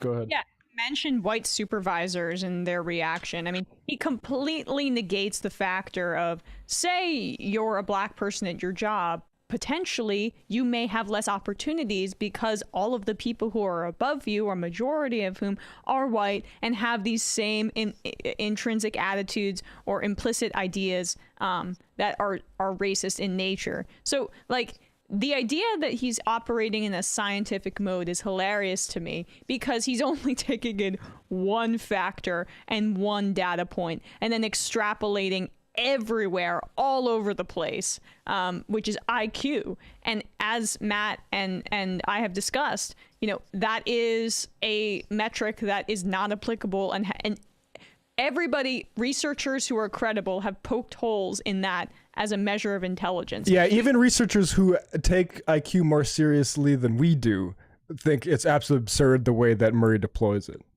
Right. And we got an IM, which I thought was really, really good. Aaron is not cool says, IQ is like measuring athleticism by how many home runs you hit. How good would Messi be? It's super flawed. Yeah, well, exactly. If you're able to hit home runs, you've been training for a while, you have the bat, you understand the technique behind your footwork, etc., and you have the ability to train in a way that allows you to hit home runs. But guess, you know, Odell Beckham Jr. or Randy Moss, they would not be applicable there. So thought that was a good way to put it. Aaron is not cool. Son of a Maytag executive, in addition to his other stuff. He has actually Chapo Trapos has some really interesting Charles Murray stuff way in the early years about him going to Thailand and stuff like that. People might want to look into. I came across Charles Murray recently, completely unrelated. Well, not completely unrelated, I guess, but I was looking into something. You guys know how that the COVID lab leak theory completely, like, sort of out of the blue started to gain traction again, and it was like all over the place. Yeah. Over these past few months. Yeah, because some intelligence agencies released some info. No, it was more so because of that, at least among media types. There was that post on Medium by that New York Times reporter, Nicholas Wade. Did you guys see that? Like, everyone who was a contrarian online was spreading that piece. I missed that piece. Right. And that basically, I think, you know, a number of people shared it who I think you know who I'm talking about. And, you know, that it was basically, he was making the case, and it convinced a lot of people to look further into it. And, like, you know, if you think we should look further into it, I tend to agree. Obviously, we should know everything that there needs to be known. But we should also not act naive about why certain people like to really talk about this stuff in the absence of serious information. And the idea that we can't is ridiculous.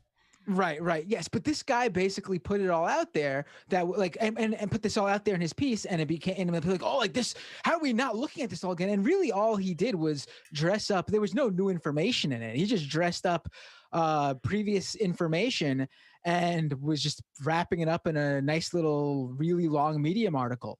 And I looked more into him, and he had created a ton of controversy back in 2014 when he released a book called A Troublesome Inheritance: Genes, Race, and Human History. And he argued that racial differences and economic success were the outcome of genetic differences amplified by culture. Sounds familiar. And the scientists pretty much all together knocked this book, except for one guy, Charles Murray, who wrote a favorable review in the Wall Street Journal, who said that opposition to this book was motivated solely by political correctness. Yeah, what he's always been saying, despite, you know, I feel like he's actually debated Flynn of the Flynn Effect, or maybe it was a different guy citing it, but he's debated people who are clearly not like campus SJWs, just trying to have a revolution in America. People that are just actually fundamentally like devoted to the science, the posture that he has always carried, that has always just been a lie.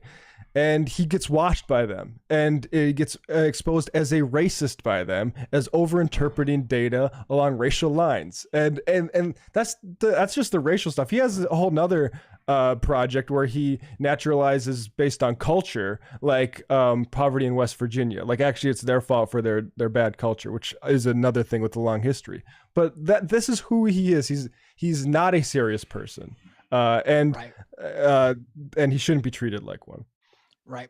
And, you know, to go back to for a quick second, because one of the things that is amazing to me about the Wade piece I was telling you about, the guy who wrote that book that Charles Murray gave glowing reviews to, one of the major points of reference as to why the COVID lab leak theory is believed by someone like Wade was seen in the Fauci emails, where there was this scientist who emailed Fauci. I think his name was like Alexson or something like that, emailed Fauci and said early on, like, you know, I'm looking at this, and from what I'm seeing, this really seems like something that leaked from a lab. And everyone who saw those emails when they were released was sharing this email along with all the other bullshit emails. But this one had some weight to it because the guy was an actual legit scientist. And no one who spreads this stuff, including, I think Wade does mention it in his Medium piece, to be fair, but no one who brings this part up, that basically is one of the backbones to the COVID leak conspiracy, is that scientist who emailed that to Fauci, he would go on to actually, research COVID with a team. And then they would determine after researching that his initial belief wasn't true, and he came out and said and shared the research and shared his study and said, no, after I got a team together and we looked at it, I don't believe it came from a lab. I don't think it's possible. So, I mean, that's indicative of how this stuff has been weaponized, Binder, like the ivermectin stuff too, right? Like Fauci saying there's like, maybe he would, correct me if I'm wrong, but there's emails like saying he might recommend it to certain family members. And like early on, there was a outside chance that like a drug like that could have some effect on COVID. It turned out not to be true. And just because Fauci thought maybe it was possibly true early on doesn't mean like, oh, it's been suppressed then and they got to Fauci, right? Like the people that get to people are people like Fauci, who's been there for like 4 decades, basically. He's not being intimidated to like suppress the truth of hydroxychloroquine. And did I say ivermectin earlier? I meant hydroxychloroquine. Ivermectin's the new one. Ivermectin's the new one, right? Yeah. Sorry, I confused those. But ivermectin's the one where, okay, maybe there's an outside chance it does something. A lot of people are saying that's suppressed, but really we just need to study it more. But anyway. Right. Yeah, you gotta love how like there's so like they don't believe in any of this shit except for the most like offbeat, like it's just like you couldn't write it. And the fact that ivermectin's a new one this late in the game, like I get in other countries that it's become big because obviously in other countries it's not late in the game for COVID, unfortunately. But like here, that conspiracy theorists here are like touting it. It's like, you guys really are, you know, what's your motive here? You're kind of late to this. Like no one here is really going to be going for ivermectin. The truly pernicious thing about Murray isn't even that he's a racist and eugenicist, or it's that he uses his findings to conclude that intelligence stratification is immutable and thus abolish any race-conscious policies seeking to redress hundreds of years of systemic oppression. His racism makes him an asshole, but it's his policy goals that make him dangerous, says Thames Darwin. I thought that was well said. NJ Connor says there's a frightening pipeline that begins with people finding atheism, then finding the Sam Harris type science and facts and logic guys, then full IDW and even alt-right.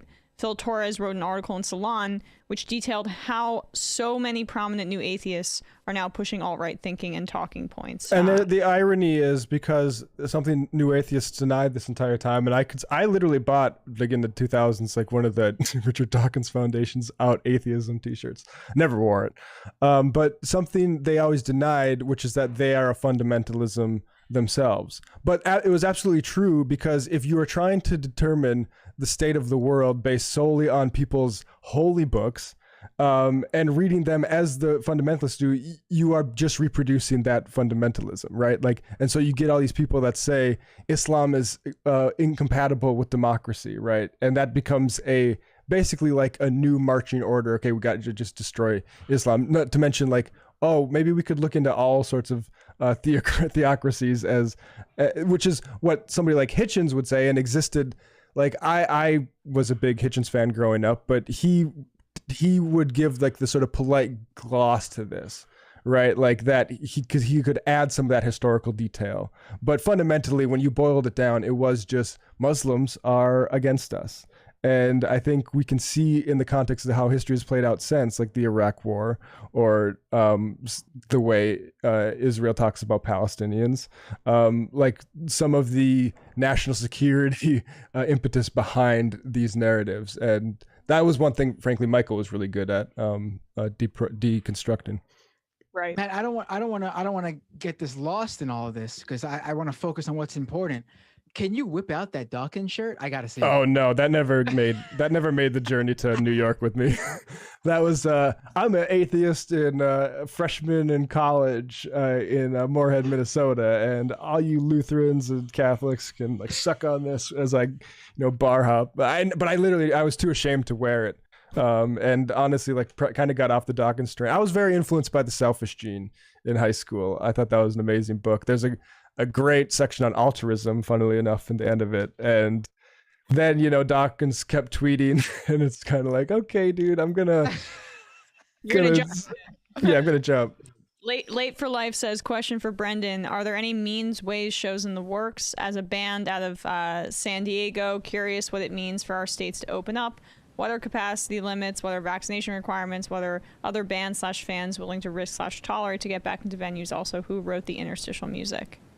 That's a lot of questions. I'll take them in reverse, I guess. DJ Danarchy wrote the interstitial music. That's the dude who wrote Pilot Light. I forget his name.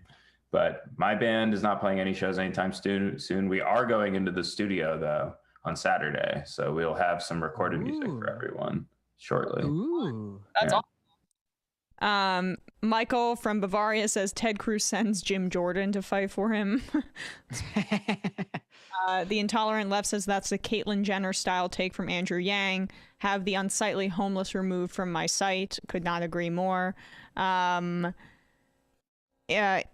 Insulin well, I have no idea. The worst artist of the last 20 years is Tom McDonald. No contest. The Hunchback of Gowanus Canal says sports bad, fantasy good. You can have both. I'm proof of that. Craven Moorhead says, Emma, what does Sam do with his Thursday days off? Some nefarious rodeo, I hope. I mean, he still works. I'm gonna see him after the show's over because he's recording the Peacock show. So he just, he's got a lot on his plate. New Matt, Bear Thumb E2. What did you get on your SATs? I took the ACTs, and I got like 32, I think. If I don't even, maybe that doesn't even make sense to the scale, but that feels right. There we go, smarty. It's 35, right? That's the scale. I thought it might be 36, but 36. Yeah. I was horrible at ACTs, which are apparently more indicative of intelligence.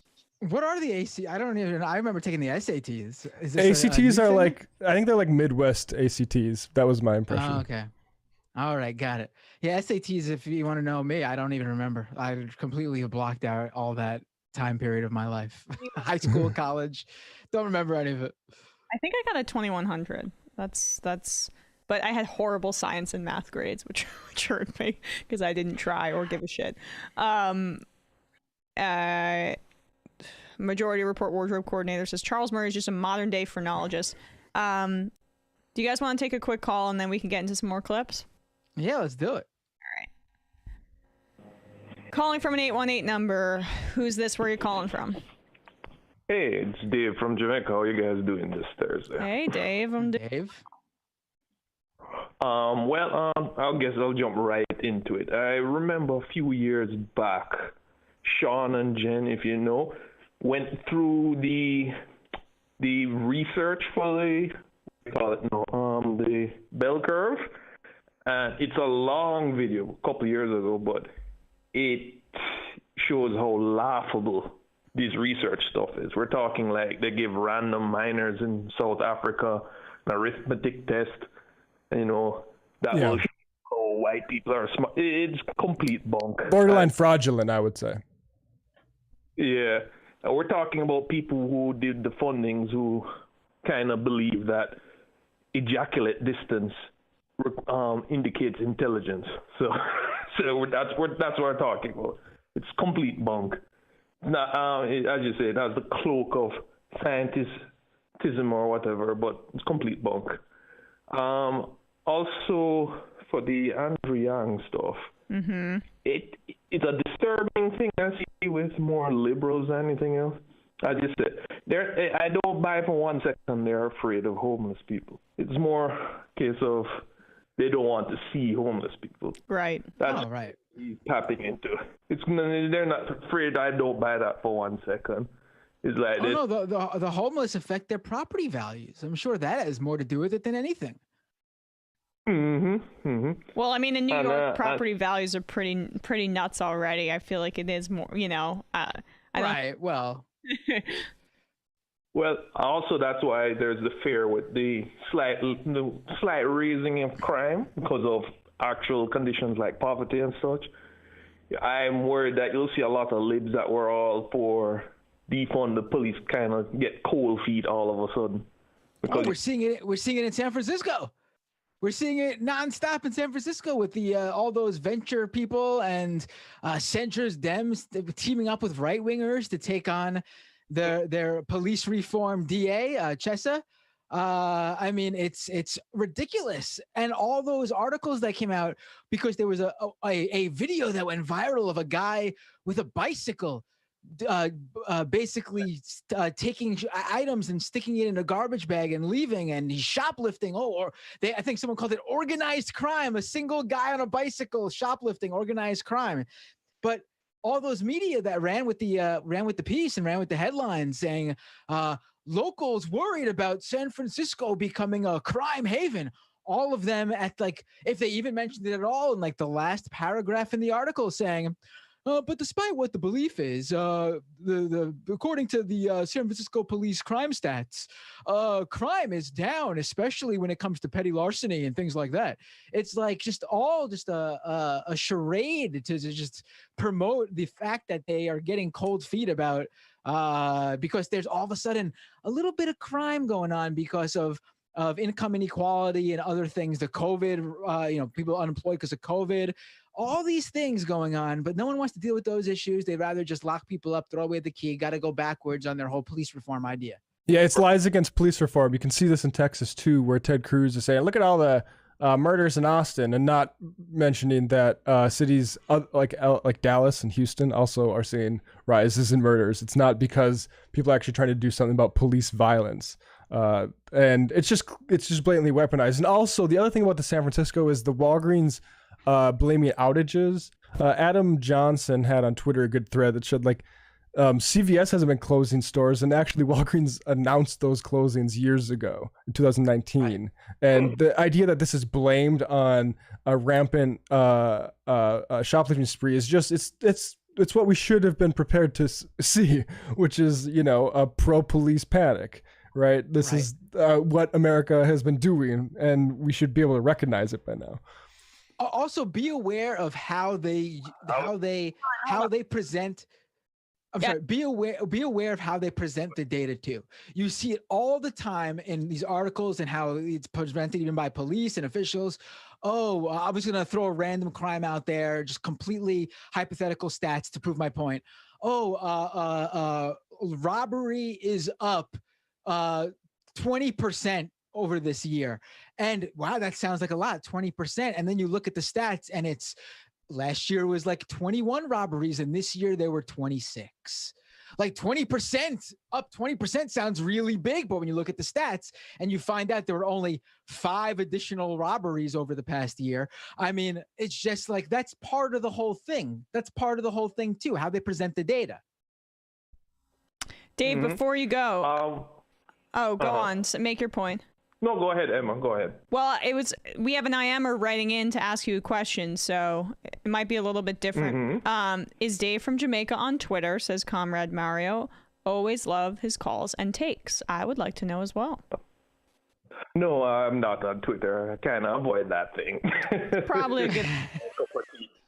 I don't have the temperament for stupidity, I guess. Now I definitely want Dave from Jamaica on Twitter, knowing that would make for a very good Twitter account. Right. But the I think I was going to ask how do we combat this, because I know the numbers of us that kind of look on these things and rationally see what the solution. Well, the solutions are self-evident, right? Because it's not even the ancient Greeks figured out like poverty caused crime, so you have to address poverty, right? But the how do we deal with the cold feet libs, and their reasonings differ. Some are cowards and others just don't like feeling special. But their numbers are much smaller than they let on. Like they're very loud. They usually are moneyed, which means they're able to generate PR and media for themselves and make it seem like there's a lot more than there is. Like for example, some VC guy, Jason Calacanis, I believe his name is. He sold Blogger years ago for tons of money. He's one of the major players funding this anti San Francisco DA move. He's trying to hire an investigative journalist to just report on Chesa. And I think the way you combat this is by basically just proving to people that this is not the broad belief of the people who live in these cities. I mean, we saw it in Philly recently, right? Where there was sort of the same sort of attack against their reform DA, Krasner. And everyone over there who was moneyed and said who was anti-police reform and said crime was going through the roof and it's because of Krasner's reform policies. Everyone was, that was the media blitz there on him. And then people went to the voting booth and he won overwhelmingly. He held onto his seat. There wasn't even it was just the people of the city knew who he was and knew that this was all bullshit because they experience it every day, and they voted him back in office. I think the same thing will happen in San Francisco. Appreciate the call, Dave. Thank you. No, thank you guys. Have a good one, man. All right, well, let's get into some Dave Rubin. I'd like that. Oh, I wanted to play this one. I'm so glad that you agree. Honestly, I when I was pulling clips for this, I saw this and I go, this is perfect for when Binder comes on the show. So Dave Rubin hanging out with Michael Knowles, doing some weird game. Apparently he wants to run away with Elon Musk and colonize Mars. Let's take a listen. Climate change is an existential threat to the human race. Man. Done. We agree. Yeah, it's not, and even if it was, we'll get off this rock, we'll figure something else out. We'll figure it out, man. Just stop whining about it. It's just so boring. I saw Deep Impact. A couple people survived. Come on. What happened to Bruce Willis at the end of Armageddon? I don't remember, but I think he lived. Or at least Affleck lived, right? Yeah. Well, first of all, real life isn't like the movies, but in their world, it is. And they can't even get how the movies went correctly. Bruce Willis dies at the end of Armageddon. I mean, it's like a major part of the movie. It's the whole reason. Isn't it by their own definition an existential threat in that case then? Yeah. Saying. Armageddon's coming. Yeah, that's a pretty big fucking deal. That's kind of existential. I'm not sure you're aware of that. Also, like, I would love to watch this full clip and how many times they disagreed. They're always going to put their little cocktail on the no or yes when the either one does it. I mean, what is this? Are they trying to copy some sort of Jimmy Fallon late night game? It's not fun. Oh, for sure, right. I mean, these guys, I mean, first of all, their examples don't even make any sense. Armageddon and Deep Impact, they're both involve asteroids coming to hit Earth, right? I mean, and in those scenarios, there were things people could do. I think in Armageddon, they send like an oil rig team to go up and break the asteroid up, right? I mean, even as crazy as that is, like, what would you do about climate? There's nothing to break up. Like, there's nothing to do like that. Like, there's no action you could take at the last moment to avoid a climate catastrophe. No, like, this is something that builds up. They'll literally say we need to like do a giant shade between the Earth and the sun, right? Like that's literally where their imagination goes. Wait, aren't they like constantly fighting over resources and like there's something about the ability to breathe. I don't even know. I haven't seen that movie in a long time. But which one? Armageddon? No, Armageddon is just there's a meteor the size of Texas coming to Earth, right? Yeah, Earth is fine at the like people on Earth never experience anything. It's the unlucky team of oil riggers who they hire to go up. Yeah, they hire to go up and like break up the asteroid into little pieces so people on Earth could survive. And they all go up there. A ton of them die because they have to land on an asteroid and then blow it up from the inside. And then at the end, something happens with like the system to time it. And so Bruce Willis has to stay behind, or he forces Ben Affleck was going to stay behind, but Ben Affleck was in love with Bruce Willis's daughter. So at the last minute, Bruce Willis switches places with Ben Affleck and forces him onto the ship. And Ben Affleck can't stop Bruce Willis. Don't spoil it for people who haven't seen it, man. Everyone's seen Armageddon. Come on, it's the reason that Aerosmith song ever made itself something because of that movie. Yeah, but independent of spoilers, I'm not sure we need a full recounting of Armageddon. Oh yes, we do. Right. Yes, we do. It's a great movie from that time period. Thank you very much. I'm just trying to get on the rewatchables with Bill Simmons. No, but anyway, first of all, let's also bring up the point that I'm sorry, Emma, go ahead, and then I'll bring up my point. That podcast, and I just have to say though, I mean, this is like. I brought up Elon Musk at the beginning because whatever, Elon Musk wants to go to space, all that stuff. This is their new thing. This is the new like libertarian, free market, capitalist brain worm perspective.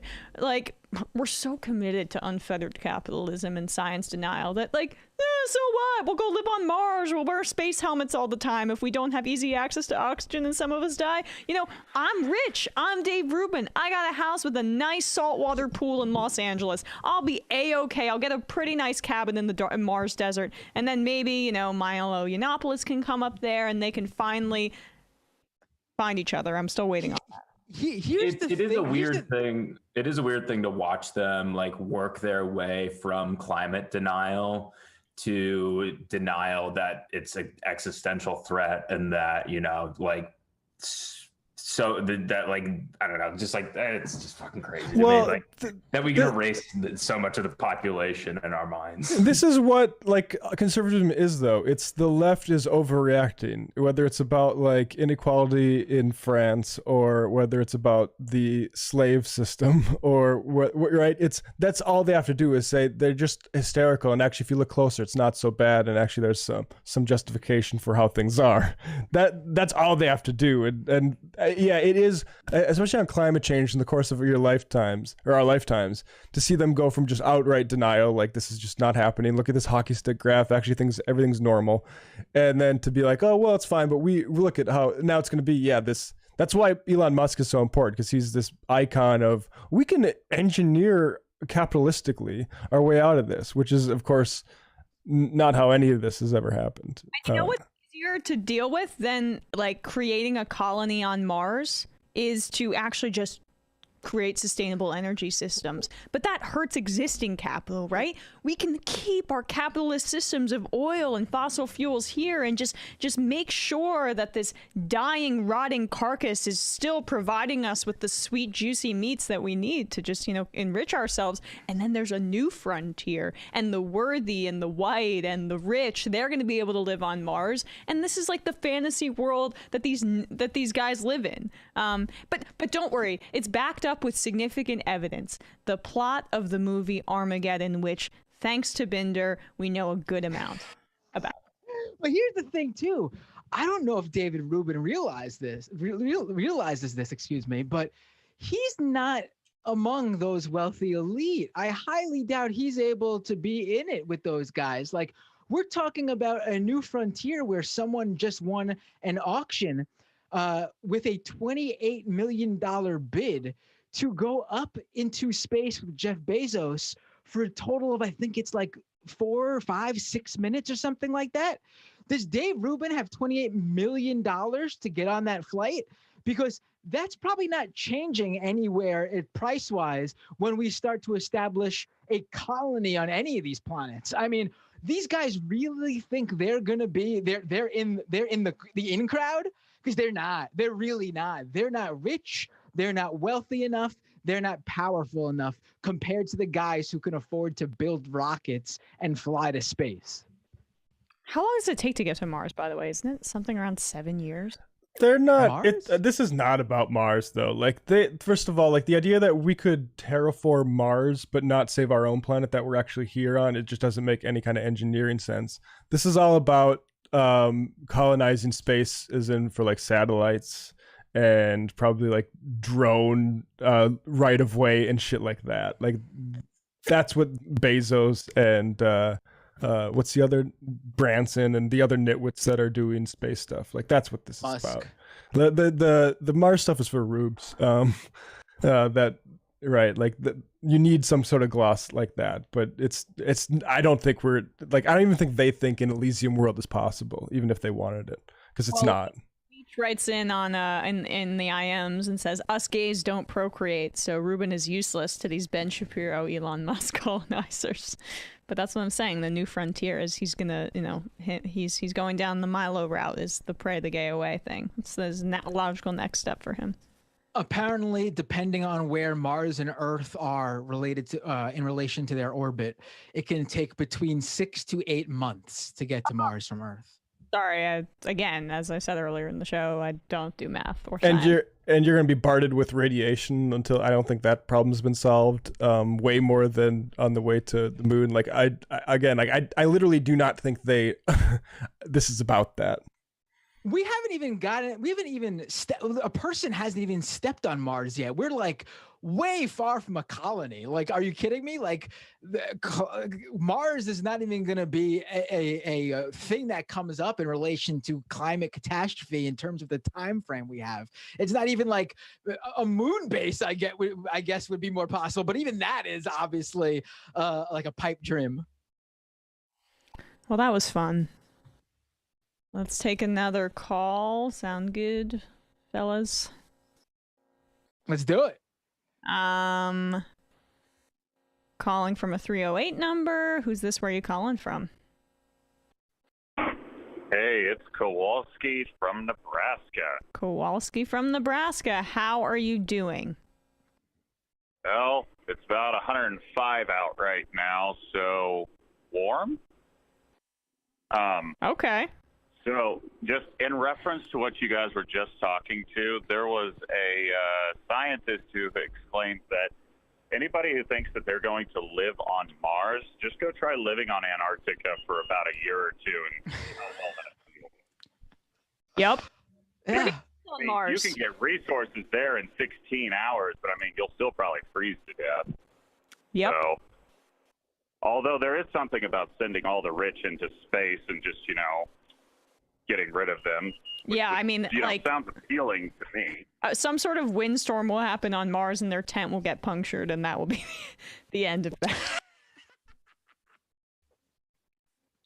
Yeah, so we need to just encourage super rich into space immediately. Get them off this rock. I love the idea that Dave Rubin would be comfortable in space. I mean, Mars is cold. No pool for you. No lap pool. No gym room. None of those. I mean, none of those amenities that he loves. He'd never get a tan again in his life. 1/3 the gravity, so your bones will deteriorate almost immediately. Right. You know, I just want to make kind of maybe a slightly spicy point, but back in the sort of feudal era, there were laws against ill-wishing the king. Like saying something bad should happen if something bad should happen to the king, you could just have your head cut off for that. And I've noticed a lot of people cagey about the success they want to see Jeff Bezos have when he actually goes up in space. And I'll just say, I hope there's like a movie about it. Like, well, I don't know. I think I don't know. I want it to fail. I want Blue Origin to fail. I just do.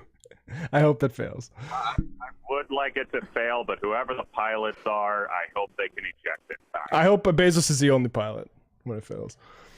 Okay, yeah, that's good. But hey, the reason I was calling in was because, Emma, I have not asked you this question before, and so I'm not a real big sports guy, but all of my friends are into it, and I was curious. One of my best friends is a huge Saints fan. Do you think I would be able to get a better interest in that if I became a Falcons fan? Why are you considering the Falcons? Well, aren't they huge rivals? They are. I'm trying to think. I mean, I guess. Didn't they just trade Julio Jones? Like, yeah, but you're gonna become a Atlanta fan after that. You know, the team that's most fun in that division, that's a rival though, they're all on the up and up, is the Carolina Panthers. Well, all right. I guess I will choose them as my team, and yeah. The Falcons are a little like they are in a weird time where they're not good enough. They have a lot of great skill position players and weapons, but not enough big people on their defensive and offensive lines, so they're kind of pushovers. The Carolina Panthers are rebuilding in a really fun way, and they've got an aggressive owner, so it's an interesting time. Well, alrighty, I will give them more of a look. Where should I go to find a lot of information on the NFL, just broadly speaking? Because, like, I am not a sports guy. I only follow, like, the Nebraska Huskers, because if you don't, you're, like, ostracized. My advice is to get into some sort of, maybe I really think I want to do this, is like, Kowalski, you can, do a fantasy football league with some of the Majority Report viewers. We could join it. It would be fun. Like, I would be commissioner or whatever. And you want to talk to the This Is Revolution folks tomorrow, because at least Jason is really interested in fantasy football. I'm kind of interested just because I think it sounds fun, but I also do not watch football anymore. But it's a really good fantasy football is a really easy way to just drop yourself right in, and then just read Pro Football Talk. That's what I read mostly. And alrighty, that was very informative. There you go, Kowalski. Thanks so much for calling. All right, and hey, don't forget, folks, we're almost at 1,500 subscribers on Prairie Fire, and hay season's coming up, so that'll be fun, I assume. Yeah. Catch you later. Check out Prairie Fire. Yeah, Kowalski got this great YouTube channel where he showed. I was surprised to see so much high tech. I know he's mentioned it, but just to see it, so much high tech farming gear, it's incredible how technology has changed the farming industry. Absolutely. Kevin from Philadelphia says, Emma, is the Sixers blown lead last night the worst you've ever seen? We're melting down here in Philly. I mean, it's pretty much rivaled by the Bucks the other night.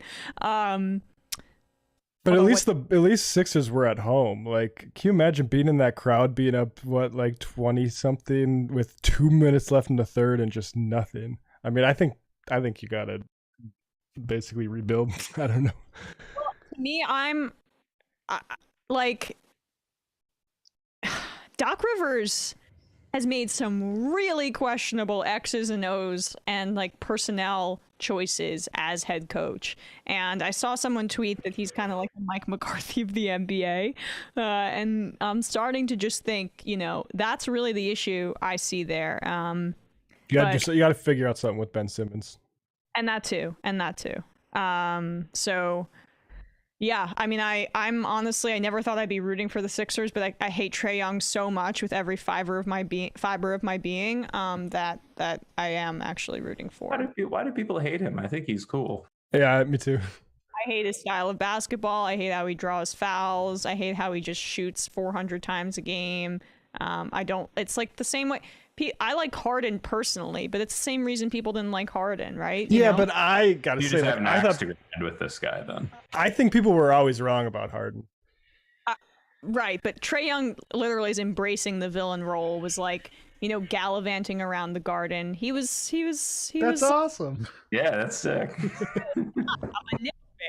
And he's also like, oh right, okay. If that guy who showed up on an NBA court, I'd be like, who the fuck is this guy? Who does he think he is? And he's the best player on the court. Yeah, he that's why he's Steph like like an NBA that. player at all. Yeah, Steph Curry like that's why. But not handsome either. That's the haircut. Yeah, that's true. And but I mean, we should probably get off sports, but I'm not going to right now. I like the way he gets his teammates involved too. That's the last thing I'll say. Well, I mean, they're talented. I really like the supporting pieces around them. I just don't like Trae Young. Calling from an 847 number. Calling from. Hey guys, could I wake up now? I'm sorry, I just took a nap. Where are you calling from? Hi, can you hear me? Yeah, I can. Hi, it's Phil from the Chicago suburbs. Phil from the Chicago suburbs. What's up, Phil? Hi, I wanted to ask you guys about the Thacker Pass project. You know about this? No. Okay, so I'll just mention it then. It's this very big proposed lithium project in Nevada. I think New Matt mentioned it briefly on Left Reckoning. I first heard about it from Vince Emanuele's YouTube channel. Okay. But it seems like there's growing. I'm not in the area, so I don't know. It seems like there's growing indigenous opposition to this project. At first, the tribe was in favor of it, it looks like, and then some stakeholders from within the tribe convinced the tribe to change their mind. Can you say what this is again? I'm sorry. Yeah, I intended to. Yeah, sorry. It's the Thacker Pass, so THACKER. Okay. Pass. Lithium project. Gotcha. Yeah, and that's pretty much it. I was just interested in what you guys think of it. Yeah, I know Chase Iron Eyes of the Lakota Law Project YouTube page. People can check this out. On a recent episode covered this. That's where I heard about it first, and it was in the context of growing indigenous resistance to a lithium mine. We're all familiar with what's going on in Bolivia, but we also got to understand that this type of extraction is happening in our own backyards. Right. I was about to make a joke about how, it seems like they weren't able to successfully coup Bolivia, so now they have to find a new area to mine their resources from. And I guess they found it in Nevada. Appreciate the call. Thanks so much. Oh, he hung up. All right, I think that's the final call of the day, guys. Sorry about that. Just hang up on him. Just boom. I like to rip the Band-Aid off. Michael from Bavaria says, what you all are missing is that Mars lacks a magnet field, so radiation fries your brain. Dave Rubin, however, has never... Yeah, that's a good point. I forgot the radiation problem isn't just like en route. It's you literally have to create some kind of magnetic pole or situation that will have the same anti-radioactive properties that our atmosphere does. Good luck. I'm sure that, good luck, Jeff Bezos, with...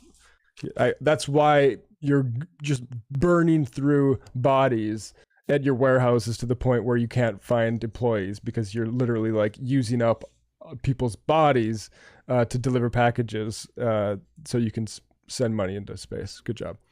I mean, they're getting people used to the fact that they will need to die for space travel, because that's what's going to happen, right?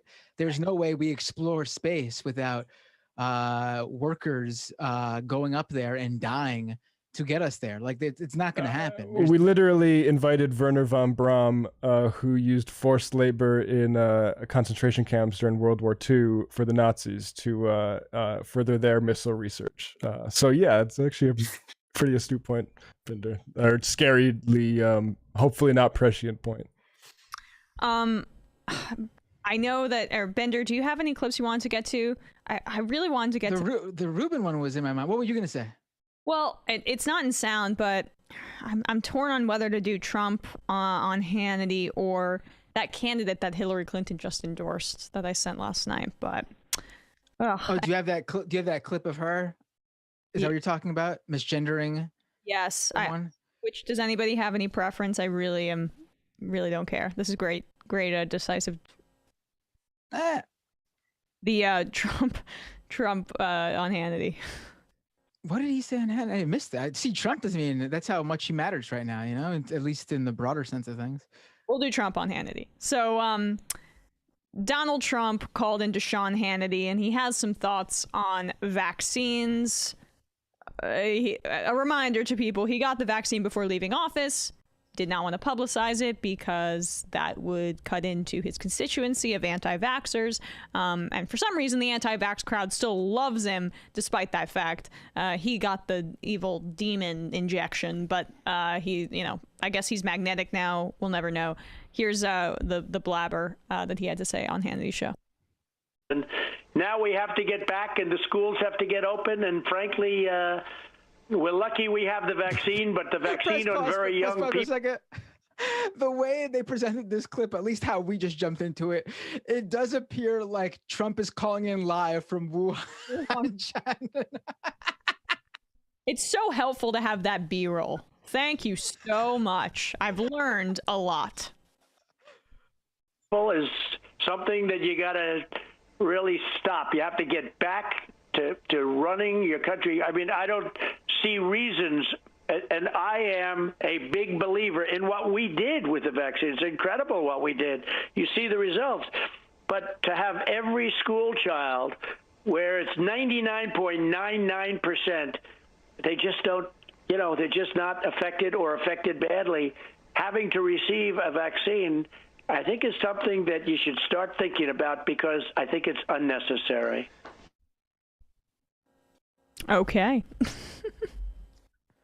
I mean, he's trying to have his cake and eat it too. That's what's going on there. I mean, vaccine's great, super helpful. I did that. The vaccine's everything we wanted it to be. So fast, so quick, so effective. It's great. But also, school kids probably shouldn't get it, right? I mean, why? Why would they? Because he's just trying to appeal to everybody. He's trying to show off the fact that he, in his mind, created this great big achievement. And, Trump, he's got to show off when he achieves something or perceives himself to have achieved something because he really didn't achieve anything. And at the same time, he's got to appeal to who you said before, his anti-vaxxer conspiratorial base, who thinks the vaccine is horrible, terrible, but still think Trump is amazing for reasons that really don't quite add up. But that's truly the Republican Party. That's really what I think the calculation is there from him. He's got no real. Why the hell does he care about? I can guarantee you when that vaccine is eligible for Barron, however old Barron is nowadays, Barron's getting that vaccine. I can guarantee you. Well, Barron's over 12, so I'd imagine he's getting the vaccine. And this is just a way, Matt, I'm sorry, I didn't mean to interrupt you, but just really quickly, this is, as you say, a way to appeal to that anti-vax base too, because there's a much crossover with the Q crowd. It's all about the children. Anti-vaxxers are always making it about the children when at the same time they're not going to get it themselves. So it's not entirely about the children. So, it's a way to appeal to that evangelical base. Not even if he's doing it consciously, but this is the kind of garbage that's being filtered into his mind where it's like, the kids, they need to be protected. They need to be protected because maybe the vaccine isn't that safe. And they also need to be protected from these pedophiles because women aren't in the home and protecting them. And yeah, it's just like all a part of the conservative media that is like he's consuming and just comes downstream from that. And we should just address one of the more recent sort of fear stories that's come out is the myocarditis or heart inflammation stuff with young people. And just to put some numbers on that, there's been 300 plus cases of that among 20 million teens and young adults. And the CDC or an expert health advisory is reviewing those cases more in depth, but ultimately like you get sensationalized side effect stories that are very rare. And they become justifications for Trump like this to say, basically, yeah, like you said, just the classic, I think it's unnecessary talking point that you hear from anti-vax stuff before COVID ever came around.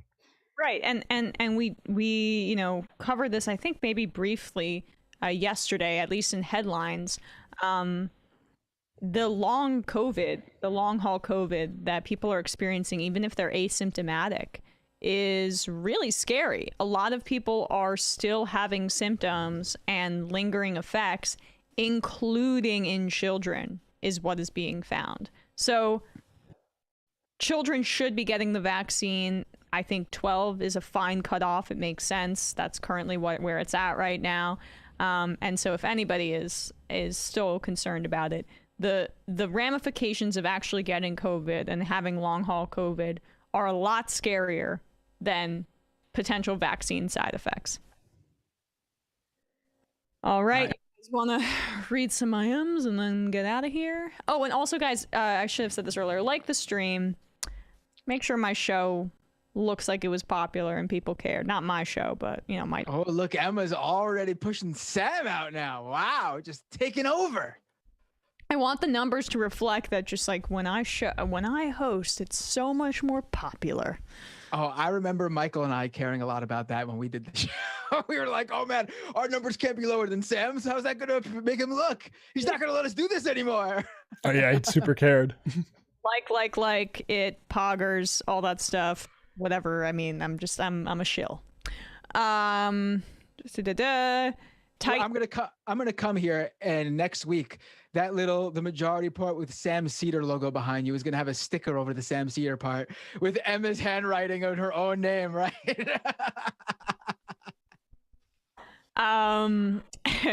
So Titan Taylor Green writes, that's pretty hilarious because I don't watch Attack on Titan, but I know people that do, and I've seen parts of it, and she does look like one of the Titans.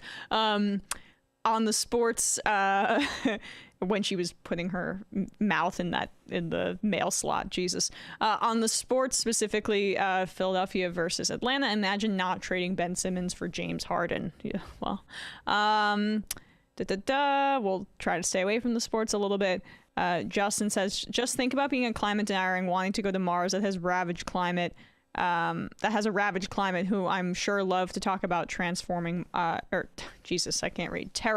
Mars unironically. Justin says they are climate deniers but require controlled climates for their taste. That's funny. Right-handed lefty says, you guys either see or read The Martian. Musk and Bezos can just make poop potatoes. I have seen it, yeah. Gabriel says, hey, MR crew, Gabriel from Brazil here. Please pick up the 773 area code call because I got words about Biden. I'm so sorry. Oh, yeah. Good job, Emma. Hello. Messed it up. Didn't even avoid reading the IM. You like double owned yourself. Didn't take the call and then read the IM about it. I'm just trying to find one that seems palatable. I'm glancing over it, right? Rabbit from Boston says, I got 1,500 for my SATs, still won best thesis in my department for my undergrad degree. That's awesome. I mean, I'm sorry, I said 2,100 because I think like when I went to school, there was also the writing portion. So there were 3 800 sections. So it was 2,400 was the top score, but maybe that's like not a thing anymore. And also, who gives a shit? Congratulations. Who gives a shit? Right. Make It Unclear says, hey, Matt Binder, are you aware that Ghost Ezra is also a major flat earth figure? There's an insane power struggle brewing in the Telegram Q community between flat earthers and the Majestic 12 believers. What's Majestic 12? Oh, that I have to look more into, actually. I was unaware of that. I will now look into it. Thank you. Unlike QAnon influencers who could never admit they don't know the conspiracy, I will admit when you just inform me of something. I will look into that. All right. We just got a few more IMs, and then we're going to head out. Crowder's disapproving father says, do the rich who are going to try running to space to avoid climate change, did I say this already? Oh, think that the proletariat aren't going to sabotage their rockets so they can go the way of the Challenger? I think Matt might have been alluding to that earlier. Justin says, holy shit, spoilers, Bender, are also movies in our real life, so I guess spoilers are just history, ? Right. It's Sam and of course, and Michael will never let me live this down. So I will go ahead and share with you guys. I once said that I wasn't a fan of Game of Thrones. In the beginning, I wasn't, but then I became a fan. But I said I wasn't a fan of Game of Thrones because I didn't like period pieces. So there you go. Fit right in that conversation with those folks. Yeah. So let's actually just do this as the final IM of the day.